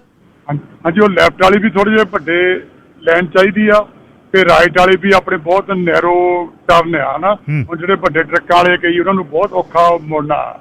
ਥੋੜ੍ਹੇ ਜਿਹੇ ਉਹਨਾਂ ਦੇ ਵਿੱਚ ਵੀ ਜਿਹੜੀਆਂ ਨਵੀਆਂ ਸੜਕਾਂ ਬਣਨੀਆਂ ਆ, ਉਹਨਾਂ ਵੀ ਥੋੜੇ ਵੱਡੇ ਟਰਨ ਆਊਟ ਬਣੇ ਜਾਣ ਤਾਂ ਛੇਤੀ ਟਰੱਕ ਦੀ ਜਿਹੜੀ ਟਰਨ ਰਾਈਟ ਕਰ ਸਕੇ ਨਾ। ਬਹੁਤ ਚੀਜ਼ਾਂ ਆਪਣੇ 'ਚ ਦੇਖਣ ਵਾਲੀਆਂ ਹੈ ਤੇ ਤਿਆਰ ਹੋਣੀਆਂ ਚਾਹੀਦੀਆਂ ਆ। ਚਲੋ ਹੌਲੀ ਹੌਲੀ ਹੁੰਦਾ ਰਹਿੰਦਾ ਕੰਮ, ਪਰ ਜੇ ਆਪਾਂ ਸ਼ੁਰੂ ਕਰੀਏ ਤਾਂ ਹੋ ਜਾਂਦਾ ਕੰਮ। ਹੀ ਹੋਣਾ, ਬਿਲਕੁਲ ਠੀਕ ਹੈ। Thank you. ਸਤਿ ਸ਼੍ਰੀ ਅਕਾਲ। Thank you. ਲਾਈਨ ਨੰਬਰ 2, ਕ੍ਰਾਂਤੀਕਾਰੀ ਜੀ। ਸਤਿ ਸ਼੍ਰੀ ਅਕਾਲ ਵੀਰੇ। ਯੈਸ, ਹੋਣਾ ਚਾਹੀਦਾ ਵਾ। ਅਸੀਂ ਤਾਂ ਜਿਹੜੀ ਨੈਕਸਟ ਸਲੇਟ ਆਉਣੀ ਆ ਸਾਡੀ ਸਰੀ ਪੁਲਿਸ ਤੇ ਸਰੀ ਦੀਆਂ ਸੜਕਾਂ ਆ ਕੰਮ ਜਿਹੜੀ ਕਰੂ, ਉਹਨਾਂ ਨੂੰ ਵੋਟ ਪਾਉਣੀ ਆ। ਸਤਿ ਸ਼੍ਰੀ ਅਕਾਲ ਵੀਰੇ। 40 ਸੈਕਿੰਡ ਤੋਂ ਘੱਟ ਹੀ ਕਰ ਗਿਆ ਕੰਮ। ਜਿਉਂਦਾ ਰਹਿ ਨਿਕਿਆ। ਸੁਖੀ ਜੀ, ਲਾਈਨ ਨੰਬਰ 3। ਹੈਲੋ ਜੀ ਸਤਿ ਸ਼੍ਰੀ ਅਕਾਲ। ਸਤਿ ਸ਼੍ਰੀ ਅਕਾਲ ਜੱਜ ਸਾਹਿਬ। ਦੇਖੋ ਆਪਣੇ ਸਰੀ ਦੇ ਵਿੱਚ ਸੜਕਾਂ ਦਾ ਤਾਂ ਕਾਫੀ ਮਤਲਬ ਕਿ ਆਪਣੇ ਤੁਸੀਂ ਆਲਰੇਡੀ ਮੈਂਸ਼ਨ ਕੀਤਾ ਹੈ ਵੀ ਆਪਾਂ ਨੂੰ ਮਤਲਬ ਨਾ ਵੀ ਕਾਫੀ ਹੋਣ ਵਾਲੀਆਂ ਹੈਗੀਆਂ। ਹੁਣ ਤੁਸੀਂ 132 ਲਾ ਲਓ। ਹੁਣ ਆਪਣਾ ਜਿਹੜਾ ਆਪਾਂ ਡਾਊਨਟਾਊਨ ਜਿਹਨੂੰ ਪੰਜਾਬੀਆਂ ਦਾ ਕਹਿ ਸਕਦੇ ਹਾਂ ਉਹ 128 ਹੈ ਜੀ। ਉਹਦੇ ਵਿੱਚ ਦੇਖ ਲਓ ਤੁਸੀਂ ਆਪਣੇ ਵੀ 132 ਸਾਰੀ ਆਪਣੇ ਡਬਲ ਹੋਣ ਵਾਲੀ ਹੈਗੀ ਆ। ਆਪਣੇ ਇੱਧਰੋਂ 80 ਦੇ ਬਾਰੇ ਤਾਂ ਨਾਗਰਾ ਸਾਹਿਬ ਦੱਸ ਹੀ ਗਏ ਹੈਗੇ ਆ। ਬਾਕੀ ਆਪਾਂ ਇਹਨਾਂ ਨੂੰ ਸਰੀ ਨੂੰ ਆਪਣਾ ਸੋਚਣਾ ਚਾਹੀਦਾ, ਡੈਲਟਾ ਦਾ ਨਹੀਂ ਸੋਚਣਾ ਚਾਹੀਦਾ, ਕਿਉਂਕਿ ਡੈਲਟਾ ਵਾਲੇ ਚਾਹੁੰਦੇ ਨਹੀਂ ਹੈਗੇ ਵੀ ਇਹ ਸੜਕਾਂ ਚੌੜੀਆਂ ਕਰਨ। ਉਹਨਾਂ ਨੇ ਤਾਂ ਆਪਣੇ ਸਿਟੀ ਨੂੰ ਹੈਰੀਟੇਜ ਹੀ ਬਣਾ ਕੇ ਰੱਖਣਾ। ਸੋ ਆਪਣੇ ਇਹਨਾਂ ਨੂੰ ਸਿਟੀ ਨੂੰ ਆਪਣਾ ਸੋਚਣਾ ਚਾਹੀਦਾ ਵੀ ਅਸੀਂ ਆਪਣੇ ਬੰਦਿਆਂ ਨੂੰ ਕਿਵੇਂ ਟਰਾਂਸਪੋਰਟ ਕਰਨਾ ਹੈਗਾ ਸੌਖਾ। ਬਿਲਕੁਲ ਠੀਕ ਗੱਲ। ਹਾਂਜੀ ਹਾਂਜੀ ਥੈਂਕ ਯੂ ਵੀਰ ਜੀ, ਥੈਂਕ ਯੂ। ਗੋਇਲ ਸਾਹਿਬ ਤੁਸੀਂ ਏਅਰ ਤੇ ਹੋ ਜੀ, ਲਾਈਨ ਨੰਬਰ 1। ਹਾਂਜੀ ਨਮਸਕਾਰ ਜੀ, ਸਤਿ ਸ਼੍ਰੀ ਅਕਾਲ। ਪਤਾ ਕੀ ਹੈ ਜੀ, ਜਿਵੇਂ ਹੁਣ 84 ਜਿਹੜੀ ਸੀਗੀ ਆ ਸਿੱਧੀ ਕਰਨੀ ਸੀ ਪਾਰਕ ਵਿੱਚ ਦੀ ਜੀ, ਤੇ ਜਿਹੜੇ ਲੋਕ ਇੱਥੇ ਰਹਿੰਦੇ ਆ ਇੱਥੇ ਬੇਰਕਰੀ 2 ਵਾਰੀ ਪਾਰਕ ਮੀਟਿੰਗ ਹੋ ਲਈ। ਅੱਛਾ ਜੀ ਸਾਡੇ ਸੜਕ ਦੇ ਘਰ ਮੂਹਰੇ ਭੀੜ ਬਹੁਤ ਜ਼ਿਆਦਾ ਹੋ ਜੂਗੀ। ਤੇ ਮੈਂ ਉਹਨਾਂ ਨੂੰ ਇਹ ਪੁੱਛਦਾ ਵੀ ਪਹਿਲਾਂ ਤੁਸੀਂ 2 ਜਣੇ ਸੀ ਤੇ ਮੁੜ ਕੇ ਤੁਸੀਂ ਪੂਰੀ ਫੌਜ ਬਣਾਤੀ। ਜਿਹੜੇ ਉਹ 7-8 ਜਣੇ ਘਰ ਦੇ ਹੈਗੇ ਤੇ ਉਹ ਭਾਈ ਭੀੜ ਨਹੀਂ ਹੋਈ। ਸੋ ਇਸ ਕਰਕੇ ਭੀੜ ਤਾਂ ਹੋਊਗੀ। ਸੋ ਕਹਿਣ ਦਾ ਭਾਵ ਹੈ ਵੀ ਜੇ ਤੁਸੀਂ ਭੀੜ ਨੂੰ ਸਹੀ ਤਰੀਕੇ ਨਾਲ ਜੋ ਸੁਲਝਾਉਣਾ ਚਾਹੁੰਦੇ ਹੋ ਵੀ ਤੁਹਾਡਾ ਸਭ ਦਾ ਟਾਈਮ ਵੀ ਬਚੇ ਔਰ ਇਸ ਜਿਹੜੀਆਂ ਸੜਕਾਂ ਸਿੱਧੀਆਂ ਨਿਕਲੀਆਂ ਗਿੱਟ ਸਾਹ ਰਹਿੰਦੀ ਹੈ। ਪਾਰਕ ਦਾ ਵੀ ਥੋੜਾ ਜਿਹਾ ਹਿੱਸਾ ਬਾਕੀ ਚਰਚਾ ਹੀ ਗਈ ਉਧਰੋਂ ਉਹ ਜਿਹੜੇ ਟ੍ਰੇਲਰ ਹਾਊਸ ਆ ਹੋ ਗਏ ਤੇ ਗਾਂ 84 ਦੇ ਵਿੱਚ ਗਾਂ ਜਾ ਕੇ ਫੇਰ ਜਿਹੜੀ 120 ਨੂੰ ਮਿਲਣੀ ਹੈ ਉਹ 'ਚ ਵੀ ਥੋੜੀ ਜਿਹੀ ਥਾਂ ਰਹਿੰਦੀ ਹੈ। ਸੋ ਕਹਿਣ ਦਾ ਭਾਵ ਹੈ ਜਿਹੜੀਆਂ ਸੜਕਾਂ ਸਿੱਧੀਆਂ ਹੋ ਸਕਦੀਆਂ ਨਾ ਉਹ ਇਹਨਾਂ ਨੂੰ ਸਿੱਧੀਆਂ ਕਰਨੀਆਂ ਚਾਹੀਦੀਆਂ। ਲੋਕਾਂ ਦਾ ਟਾਈਮ ਵੀ ਬਚਦਾ ਹੈਗਾ ਔਰ ਇਹਦੇ ਵਿੱਚ ਕੀ ਹੈਗਾ ਕਿ ਲੋਕਾਂ ਦੇ ਜਿਹੜੇ ਐਕਸੀਡੈਂਟ ਹੁੰਦੇ ਆ ਉਹ ਵੀ ਘੱਟ ਹੋਣਗੇ ਔਰ ਹਰ ਬੰਦੇ ਨੂੰ ਫੈਸਿਲਿਟੀ ਹੋਊਗੀ। ਔਰ ਸਿੱਧੀ ਅਗਰ ਕਰੇ ਤਾਂ ਜ਼ਰੂਰ ਕਰਨਾ ਚਾਹੀਦਾ। Thank you Goyal Sahib. Sir Sukhminder Singh, line number 2। ਸਤਿ ਸ਼੍ਰੀ ਅਕਾਲ ਗੱਲ ਸਾਹਿਬ। ਸਤਿ ਸ਼੍ਰੀ ਅਕਾਲ ਬਾਈ ਜੀ। ਅੱਛਾ, ਮੈਂ ਇਹ ਗੱਲ ਕਰਨੀ ਸੀ ਵੀ ਜਿਹੜੇ ਇਹ ਮੁੱਦੇ ਤੇ ਬਹਿਸ ਜਾਂ ਵਿਚਾਰ ਕੀਤੀ ਜਾ ਰਹੀ ਹੈ, ਮਤਲਬ ਇੱਕ ਕੈਨੇਡਾ ਡਿਵੈਲਪ ਕੰਟਰੀ ਹੈ। ਪਬਲਿਕ ਇੰਟਰਸਟ ਨੂੰ ਦੇਖ ਕੇ ਇਹ ਮਤਲਬ ਪਹਿਲ ਦੇ ਆਧਾਰ ਦੇ ਉੱਤੇ ਪਬਲਿਕ ਇੰਟਰਸਟ ਨੂੰ ਗਵਰਨਮੈਂਟ ਨੂੰ ਆਪ ਹੀ ਦੇਖ ਲੈਣਾ ਚਾਹੀਦਾ ਜੀ। ਮਤਲਬ ਅਸੀਂ ਤੁਸੀਂ ਆਪਸ ਵਿੱਚ ਬੈਂਸੀਏ ਇਦੋਂ ਬਿਹਤਰ ਇਹ ਨਹੀਂ ਵੀ ਪਬਲਿਕ ਇੰਟਰਸਟ ਨੂੰ ਮੁੱਖ ਰੱਖ ਕੇ ਫੈਸਲਾ ਕੀਤਾ ਜਾਵੇ। ਨਹੀਂ ਜੀ, ਪਬਲਿਕ ਇੰਟਰਸਟ ਨੂੰ ਹੀ ਕਰਨਗੇ। ਆ ਵੀ ਇੱਕ ਪਬਲਿਕ ਪਲੇਟਫਾਰਮ ਹੀ ਹੈ, ਇੱਥੇ ਦੀ ਵੀ ਆਊਟਪੁੱਟ ਜਾਂਦੀ ਹੈ ਨਾ ਜੀ, ਉਹੀ ਆਪਾਂ ਕਰ ਰਹੇ ਹਾਂ। ਨਹੀਂ ਇਹ ਚਲੋ ਇੱਕ ਬਹਿਸ ਦਾ ਹੀ ਨੋ ਬਹਿਸ ਨਹੀਂ ਜੀ ਹੈ, ਬਹਿਸ ਨਹੀਂ ਕਰ ਰਹੇ ਅਸੀਂ, ਇਨਪੁਟ ਲੈ ਰਹੇ ਹਾਂ ਵੀ ਤੁਸੀਂ ਹੱਕ ਚੋਂ ਜਾਂ ਨਹੀਂ। That's it. ਹਾਂਜੀ ਹਾਂਜੀ, ਬਹਿਸ ਨਹੀਂ ਸਰਾਰ ਜੀ। ਹਰ ਰੋਜ਼ ਜਿਹੜੇ ਟਾਕ ਸ਼ੋ ਹੁੰਦੇ ਨੇ ਬਹਿਸ ਨਹੀਂ ਕਰਦੇ। ਇਹਦੇ ਤੋਂ ਹੀ ਪੁਣ ਕੇ ਜਿਹੜੀਆਂ ਸਰਕਾਰਾਂ ਨੂੰ ਪਹੁੰਚਦੀ ਹੈ ਉਹ ਇਹਨੂੰ ਟਰਾਂਸਲੇਟ ਕਰਦੇ ਨੇ ਤੇ ਤੁਹਾਡੀ ਗੱਲ ਆਥਣ ਤੱਕ ਸੰਬੰਧਿਤ ਮਹਿਕਮੇ ਕੋਲ ਜਾਂਦੀ ਹੈ ਵੀ ਆਹ ਅੱਜ ਗੱਲ ਹੋ ਰਹੀ ਸੀ ਸਰੀ ਦੇ ਰੇਡੀਓ ਸਟੇਸ਼ਨਾਂ ਤੇ। ਬਸਰਾਜ ਸਾਹਿਬ, ਲਾਈਨ ਨੰਬਰ 3। ਗਿੱਲ ਸਾਹਿਬ ਸਤਿ ਸ਼੍ਰੀ ਅਕਾਲ ਜੀ। ਸਤਿ ਸ਼੍ਰੀ ਅਕਾਲ ਜੀ। ਆਪਣੇ ਨਾਗਰਾ ਸਾਹਿਬ ਆਏ ਸੀਗੇ, ਮਨਦੀਪ ਹੁਣੀ, ਸੁਣਿਆ ਉਹਨਾਂ ਨੂੰ ਜੀ। ਤੇ ਗਿੱਲ ਸਾਹਿਬ ਡਿਵੈਲਪਮੈਂਟ ਹੋਣੀ ਚਾਹੀਦੀ ਹੈ। ਇਨਫਰਾਸਟਰਕਚਰ ਤਾਂ ਬਹੁਤ ਜ਼ਿਆਦਾ ਜ਼ਰੂਰਤ ਹੈਗੀ ਆ। ਸਾਡੇ ਪ੍ਰਧਾਨ ਮੰਤਰੀ ਸਾਹਿਬ ਵੀ ਜਦੋਂ 15 ਵਿੱਚ ਆਏ ਸੀਗੇ ਉਹ ਵੀ ਇਨਫਰਾਸਟਰਕਚਰ ਦਾ ਵਾਅਦਾ ਕਰਕੇ ਆਏ ਸੀਗੇ ਜੀ। ਬਟ ਗੱਲ ਇਹ ਹੈਗੀ ਆ ਕਿ ਜੇ 84 ਨੂੰ ਇਹ ਫਰੇਜ਼ਰ ਹਾਈਵੇ ਨਾਲ ਜੋੜ ਦਿੰਦੇ ਆ ਕਿ ਫਲੋ ਟ੍ਰੈਫਿਕ ਦਾ ਘਟੂਗਾ। ਮੋਰੇ ਡੈਲਟਾ ਸਿਟੀ ਦੇ ਵਿੱਚ ਸਿੰਗਲ ਲੇਨ ਆ, ਨੋਡਲ ਵੇ ਤੱਕ ਸਿੰਗਲ ਲੇਨ ਆ 84 ਦੀ। ਪਲੱਸ ਇਹਦੇ ਵਿੱਚ ਹੁਣ ਗੱਲ ਤਾਂ ਬਹੁਤ ਇਹਨਾਂ ਦੀ ਲੱਗਦੀ ਕਿ ਬਸ ਬਹੁਤ ਵਧੀਆ ਵਿਚਾਰ ਹੈਗਾ। ਨਾਗਰਾ ਸਾਹਿਬ ਆਏ, ਬੜੀ ਮਿੱਠੀ ਭਾਸ਼ਾ ਵਰਤੀ ਹੈਗੀ ਉਹਨਾਂ ਨੇ ਵੀ। ਪਰ ਜਿਹੜੇ ਡਿਵੈਲਪਰਾਂ ਨੇ 160 ਤੋਂ ਪਰੇ ਜਾ ਕੇ ਜਿਹੜੇ ਲੂਟਾਂ ਖਰੀਦੀਆਂ, ਏਕੜ ਖਰੀਦੇ ਹੋ ਆ, ਉਹਨਾਂ ਦਾ ਤਾਂ ਨਹੀਂ ਹੈਗਾ ਇਹਦੇ ਵਿੱਚ ਪਿੱਛੇ ਕੋਈ ਹੱਥ ਖਾਸ। ਵੈਨਕੂਵਰ ਦੇ ਡਿਵੈਲਪਰ ਆ ਜਿਹੜੇ ਵੱਡੇ, ਉਹਨਾਂ ਨੇ ਕੀ ਖਰੀਦਿਆ ਜੀ? ਉੱਥੇ ਪ੍ਰਾਪਰਟੀਆਂ ਖਰੀਦੀਆਂ ਜੀ ਉਹਨਾਂ ਨੇ। ਕਿੱਥੇ? 160 ਤੇ 84 ਤੇ। ਓਕੇ। ਉੱਥੇ ਜਾ ਕੇ ਉਹਨਾਂ ਦੀ ਜਿਹੜੀ ਪ੍ਰਾਪਰਟੀ ਉਹਦੇ ਭਾਅ ਵਧਾਉਣਾ। ਲੋਕਾਂ ਨਾਲ ਕੋਈ ਮਤਲਬ ਨਹੀਂ ਹੈਗਾ। ਮੈਨੂੰ ਸਮਝ ਨਹੀਂ ਆਉਂਦੀ ਹੈ ਕਿ ਜਿਹੜਾ 88 ਆ ਸਭ ਤੋਂ ਜ਼ਿਆਦਾ ਕਿਲੋਮੀਟਰ ਉੱਥੇ ਹੁੰਦਾ ਆ, ਉੱਥੇ ਫਲਾਈਓਵਰ ਬਣਾਉਣੇ ਇਹ ਸਾਰੇ ਪਾਸੇ ਆਪੇ ਰਸ਼ ਨਿਕਲੂਗਾ ਬਾਹਰ। ਇਹ 84 ਨਾਲ ਕੀ ਘਰਾਂ ਦੇ ਵਿੱਚ ਤੁਸੀਂ ਗੱਡੀਆਂ ਕਿੱਦਾਂ ਕੱਢ ਲਓਗੇ? ਮੋਰੇ ਡੈਲਟਾ ਸਿਟੀ ਆ, ਉਹ ਸਿੰਗਲ ਲੇਨ ਹੈ, ਉਹਨਾਂ ਨੂੰ ਥੋੜਾ ਕਹਿ ਸਕਦੇ ਕਿ ਡਬਲ ਲੋਡ ਬਣਾਵੋ ਇੱਥੋਂ। ਸੋ ਉਹ ਬਣਨਾ ਚਾਹੀਦਾ ਆ, ਬਟ ਉਹਦੇ ਪਿੱਛੇ ਮਨਸ਼ਾ ਇਹ ਵੀ ਹੈਗੀ ਆ, ਇਹ ਵੀ ਕਿਤੇ ਨਾਗਰਾ ਸਾਹਿਬ ਆਉਣ ਜਾਂ ਕੋਈ ਹੋਰ ਇਹਨਾਂ ਦਾ ਸੰਗੀ ਸਾਥੀ ਆਵੇ, ਉਹ ਵੀ ਦੱਸ ਕੇ ਜਾਵੇ, ਜਾਂ ਸਿਟੀ ਆਫ ਸਰੀ ਵਿੱਚ ਆਪਾਂ ਪਤਾ ਕਰ ਸਕਦੇ ਹਾਂ ਕਿ ਉੱਥੇ ਕਿਹਦੀ ਪ੍ਰਾਪਰਟੀਆਂ ਜਿਹੜੀਆਂ ਬਣੀਆਂ ਹੈਗੀਆਂ। ਇੱਥੇ ਜਦੋਂ ਲਾਈਟ ਰੇਲ ਬਣਨੀ ਸੀ ਗਿੱਲ ਸਾਹਿਬ, ਆਪਾਂ ਨੂੰ ਸਾਰਿਆਂ ਨੂੰ ਪਤਾ ਆ ਕਿ ਰੇਲ ਸਟੇਸ਼ਨ ਦੇ ਨਾਂ ਤੱਕ ਰੱਖ ਹੋ ਗਏ ਸੀਗੇ। ਬਿਲਕੁਲ ਬਿਲਕੁਲ ਠੀਕ ਹੈ। ਸੋ ਇਹਦੇ ਬਿਹਾਈਂਡ ਇਹ ਵੀ ਚੱਲ ਰਿਹਾ, ਇਨਫਰਾਸਟ੍ਰਕਚਰ ਸਾਫ਼ ਰੂਹ ਨਾਲ ਕਰਨ, ਇਹਨਾਂ ਨੂੰ ਵੋਟਾਂ ਪਾ ਕੇ ਸਾਡਾ ਵੀ ਬੜਾ ਜ਼ੋਰ ਲੱਗਾ ਸੀ ਉਸ ਵੇਲੇ ਨਾਗਰਾ ਸਾਹਿਬ ਦੀ ਸਲੇਟ ਦੇ ਲਈ, ਬਟ ਜੇ ਉਹੀ ਗੁੱਲ ਖਿਲਾਉਣੇ ਆ ਤਾਂ ਫਿਰ ਦੱਸੋ ਗੰਡਾ ਸਿੰਘ ਦਾ ਉਨੀਅਨ ਸਿੰਘ 'ਚ ਕੀ ਫਰਕ ਰਹਿ ਗਿਆ? ਜੇ ਡੱਗ ਨੇ ਡਿੱਕੇ ਬਣਵਾਈ ਜਾਣੇ ਸਰੀ ਦੇ ਵਿੱਚ ਤਾਂ ਫਿਰ ਸਾਨੂੰ ਇੱਦਾਂ ਦਾ ਮੇਅਰ ਵੀ ਨਹੀਂ ਚਾਹੀਦਾ ਹੈਗਾ। ਥੈਂਕ ਯੂ ਤੁਹਾਡਾ ਬਹੁਤ ਧੰਨਵਾਦ ਜੀ, ਥੈਂਕ ਯੂ। ਬਿਲਕੁਲ ਇਸ ਗੱਲ ਦਾ ਵੀ ਪਤਾ ਕਰਨਾ ਆਪਣਾ ਜ਼ਰੂਰੀ ਹੈ। ਆਪਾਂ ਪਬਲਿਕ ਹੈ ਤਾਂ ਹੀ ਇਹਦੇ ਲਈ ਜਿਹੜੀ ਆਪਾਂ ਗੱਲ ਕਰ ਰਹੇ ਹਾਂ ਇਹ ਨਹੀਂ ਹੋਣਾ। ਇਹੀ ਕੁਛ ਤਾਂ ਛੱਡ ਕੇ ਆ VVIP ਕਲਚਰ। ਜੇ ਉਹ ਕਿਸੇ ਵੀ ਜਗ੍ਹਾ ਇੱਥੇ ਹੁੰਦਾ ਹੈ, ਮੈਂ ਤਾਂ ਸਰਕਾਰੀ ਜਾਇਦਾਦ ਵੀ ਸਰਕਾਰ ਜਿਹੜੀ ਕਰੋਨ ਲੈਂਡ ਦਿੰਦੀ ਹੈ 4-4 500 ਕਿੱਲੇ, ਉਹ ਕਿਹਨੂੰ ਦਿੱਤੀ? ਉਹਦੀ ਟਰਾਂਸਪੇਰੈਂਸੀ ਪੂਰੀ ਹੋਵੇ, ਕੀ ਬਿਡਿੰਗ ਹੋਈ, ਕੀ ਉਹਦੇ 'ਚ ਕਹਾਣੀ ਹੋਈ, ਕਿਸ ਤਰ੍ਹਾਂ ਹੋਈ, ਇਹ ਵੀ ਜ਼ਮੀਨਾਂ ਦਾ ਪਤਾ ਹੋਣਾ ਚਾਹੀਦਾ। ਕੋਈ ਕੁਆਰੀ ਲੈ ਗਿਆ, ਕੋਈ ਉਹਦੇ 'ਚੋਂ ਪੱਥਰ ਕੱਢੀ ਜਾਂਦਾ, ਕੋਈ ਲੋਟਾਂ ਬਣਾਈ ਜਾਂਦਾ, ਪਰ ਸਰਕਾਰ ਦੀ ਸਾਡੀ ਜਾਇਦਾਦ ਸਰਕਾਰਾਂ ਜਦ ਦਿੰਦੀਆਂ ਨੇ, ਚਲੋ ਉਹਨਾਂ ਦਾ ਪ੍ਰੋਟੋਕਾਲ ਹੈ, ਪਰ ਲੋਕਾਂ ਨੂੰ ਤਾਂ ਨਹੀਂ ਪਤਾ ਲੱਗਦਾ ਕਿਹਦੀ ਕਿੱਥੇ ਜਾਇਦਾਦ ਕਿਵੇਂ ਚਲੇ ਗਈ, ਕਿਉਂਕਿ ਸਾਡਾ ਉਹਦਾ ਤਾਂ ਬਲ ਸੰਬੰਧ ਨਹੀਂ। ਅਸੀਂ ਕਹਿੰਦੇ ਆ ਵੀ ਇਸ ਤਾਂ ਇੱਕ ਲੋਟ ਲੈ ਲਈ, ਬਣਾ ਲਿਆ, ਅਸੀਂ ਕੀ ਲੈਣਾ, ਪਰ ਨਿਗਾਹ ਰੱਖਣ ਦੀ ਲੋੜ ਹੈ, ਜਿਵੇਂ ਬਸਰਾ ਉਹਨਾਂ ਨੇ ਗੱਲ ਕੀਤੀ। ਕਾਲਰ ਹੁਣ 3 ਵੇਟ ਕਰ ਰਹੇ ਨੇ, ਸੈਕਿੰਡ 30 ਉਹ ਦੇ ਸਕਦਾ ਮੈਂ। ਸਰਦਾਰ ਜੋਰਾ ਸਿੰਘ। ਹਾਂਜੀ ਗੱਲ ਸਰ, ਸਤਿ ਸ਼੍ਰੀ ਅਕਾਲ। ਸਤਿ ਸ਼੍ਰੀ ਅਕਾਲ ਜੀ। ਇਹ ਹੋਣੀ ਚਾਹੀਦੀ ਹੈ, ਜਿਸ ਤਰ੍ਹਾਂ ਜੀ 70 ਸੈਕਿੰਡ ਦੇ ਉੱਤੇ ਬਹੁਤ ਰਸ਼ ਹੁੰਦਾ, ਕਿਉਂਕਿ ਸਾਰੇ ਚਾਹੇ 148 ਤੇ ਕਿਸੇ ਨੇ ਜਾਣਾ, 144 ਤੇ ਜਾਣਾ, 140 ਤੇ ਜਾਣਾ, ਮੋਸਟਲੀ ਆਲ ਫਿਰ 70 ਸੈਕਿੰਡ ਨੂੰ ਯੂਜ਼ ਕਰਦੇ ਆ।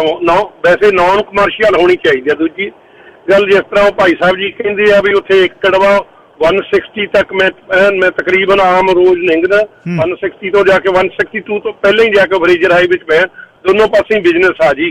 ਠੀਕ ਹੈ ਜੀ, thank you. Atwal Sahib line number 3। ਹਾਂਜੀ ਸਤਿ ਸ਼੍ਰੀ ਅਕਾਲ ਜੀ ਗਿੱਲ ਸਾਹਿਬ। ਸਤਿ ਸ਼੍ਰੀ ਅਕਾਲ ਜੀ। ਸਾਹਿਬ ਦੇਖੋ ਡਿਵੈਲਪਮੈਂਟ ਜਿਹੜੀ ਆ ਇਹ ਜ਼ਰੂਰੀ ਹੈ। ਆਪਾਂ ਕਹਿੰਦੇ ਆ ਹੁਣ ਚਲੋ ਉੱਤੇ ਪਰਲੇ ਪਾਸੇ 160 ਤੇ ਡਿਵੈਲਪਰਾਂ ਨੇ ਪ੍ਰਾਪਰਟੀ ਤਾਂ ਕਿਸੇ ਨਾ ਕਿਸੇ ਸਟਰੀਟ ਤੇ ਕਿਸੇ ਨਾ ਕਿਸੇ ਨੇ ਲਈ ਹੋਣੀ ਆ, ਉਹਨਾਂ ਨੇ ਲਈ ਹੋ, ਕਿਸੇ ਦੂਜੇ ਤੀਜੇ ਨੇ ਕਿਸੇ ਹੋਰ ਤੇ ਲਈ ਹੋ। ਦੇਖੋ ਇਨਫਰਾਸਟ੍ਰਕਚਰ ਦੀ ਬਹੁਤ ਲੋੜ ਆ। ਉਹ ਜਿਹੜਾ 88 ਵਾਲਾ ਕੋਰੀਡੋਰ ਹੈ ਨਾ, 72 ਤੋਂ ਲੈ ਕੇ 88 ਤੱਕ ਕੋਈ ਵੀ ਥਰੂ ਸਟਰੀਟ ਨਹੀਂ ਗਈ, ਇਸ ਕਰਕੇ ਉਹਦੀ ਲੋੜ ਹੈਗੀ ਆ। ਹਾਂ, ਨਾਲ ਦੀ ਨਾਲ ਇਹ ਵੀ ਚਾਹੀਦਾ ਸਿਟੀ ਨੂੰ, ਮੈਂ ਤਾਂ ਕਹਿੰਦਾ ਵੀ ਜਿਹੜਾ 88 ਤੱਕ ਕਿੰਗ ਜੋਰਜ ਦਾ ਜਿਹੜਾ ਇੰਟਰਸੈਕਸ਼ਨ ਹੈ ਉਹਦੀ ਇੰਪਰੂਵਮੈਂਟ ਲਈ, ਜੇ ਉਹਨੂੰ 88 ਨੂੰ ਸਿੱਧਾ ਚੱਕ ਕੇ ਉੱਤੇ ਜੀ ਨਿਕਾ ਦੇਣ, ਉਹਦੇ ਓਵਰਪਾਸ ਉਹਦਾ ਬਣਾ ਦੇਣ, ਤਾਂ ਉਹਦੇ ਨਾਲ ਇੰਪਰੂਵਮੈਂਟ ਹੋ ਜਾਵੇ। ਬਾਕੀ ਦੇਖੋ ਜਿਹੜੀ ਡੈਲਟਾ ਵਿੱਚ ਹੈਗੀ ਹੈ, ਸੱਚ ਮੈਨੂੰ ਪਤਾ ਉਹ ਇਕੱਲੀ ਆ, ਅਸੀਂ ਹੁਣ ਬੱਸ ਚਲਾਉਂਦੇ ਆ, ਜਿੰਨਾ ਚਿਰ ਡੈਲਟਾ ਦੀ ਮੇਅਰ ਉਹ ਲੇਡੀ ਰਹੀ ਆ, ਉਹਨੇ ਉੱਥੇ ਲੈਫਟ ਟਰਨ ਐਰੋ ਨਹੀਂ ਲੱਗਣ ਦਿੱਤਾ ਸਕਾਟ ਰੋਡ ਤੋਂ, ਤੇ ਪਰ ਚਲੋ ਹੁਣ ਮੇਅਰ ਬਦਲਿਆ, ਉੱਥੋਂ ਉਹ ਲੈਫਟ ਟਰਨ ਐਰੋ ਲੱਗ ਗਿਆ। ਜੀ ਅਟਵਾਲ ਸਾਹਿਬ, ਥੈਂਕ ਯੂ। ਸਮਾਂ ਮੇਰੇ ਕੋਲ ਘੱਟ ਹੈ। ਬਿਲਕੁਲ ਜੀ, ਜਿਹੜਾ ਬਸਰਾ ਉਹਨਾਂ ਨੇ ਕਿਹਾ ਨਾ ਜੀ, ਉਹ ਇਹ ਹੈ ਕਿ ਸਿਟੀ ਆਫ ਸਰੀ ਦੇ ਤਜਰਬੇ ਮਾੜੇ ਲੋਕਾਂ ਦੇ ਹੋਏ ਨੇ। ਉਸ ਹੱਕ ਜਿਹੜਾ ਦੁੱਧ ਦਾ ਸੜੇ ਬੰਦੇ ਪਾਣੀ ਨੂੰ ਫੂਕਾਂ ਮਾਰਦੇ ਆ, ਉਹ ਉਹਨਾਂ ਦੀ ਗੱਲ ਸੀ। ਇਹ ਸੀ ਜੀ ਅੱਜ ਦਾ ਪ੍ਰੋਗਰਾਮ। ਕੱਲ੍ਹ ਨੂੰ ਫੇਰ ਮੁੜਦਾ। ਰੱਬ ਰੱਖ।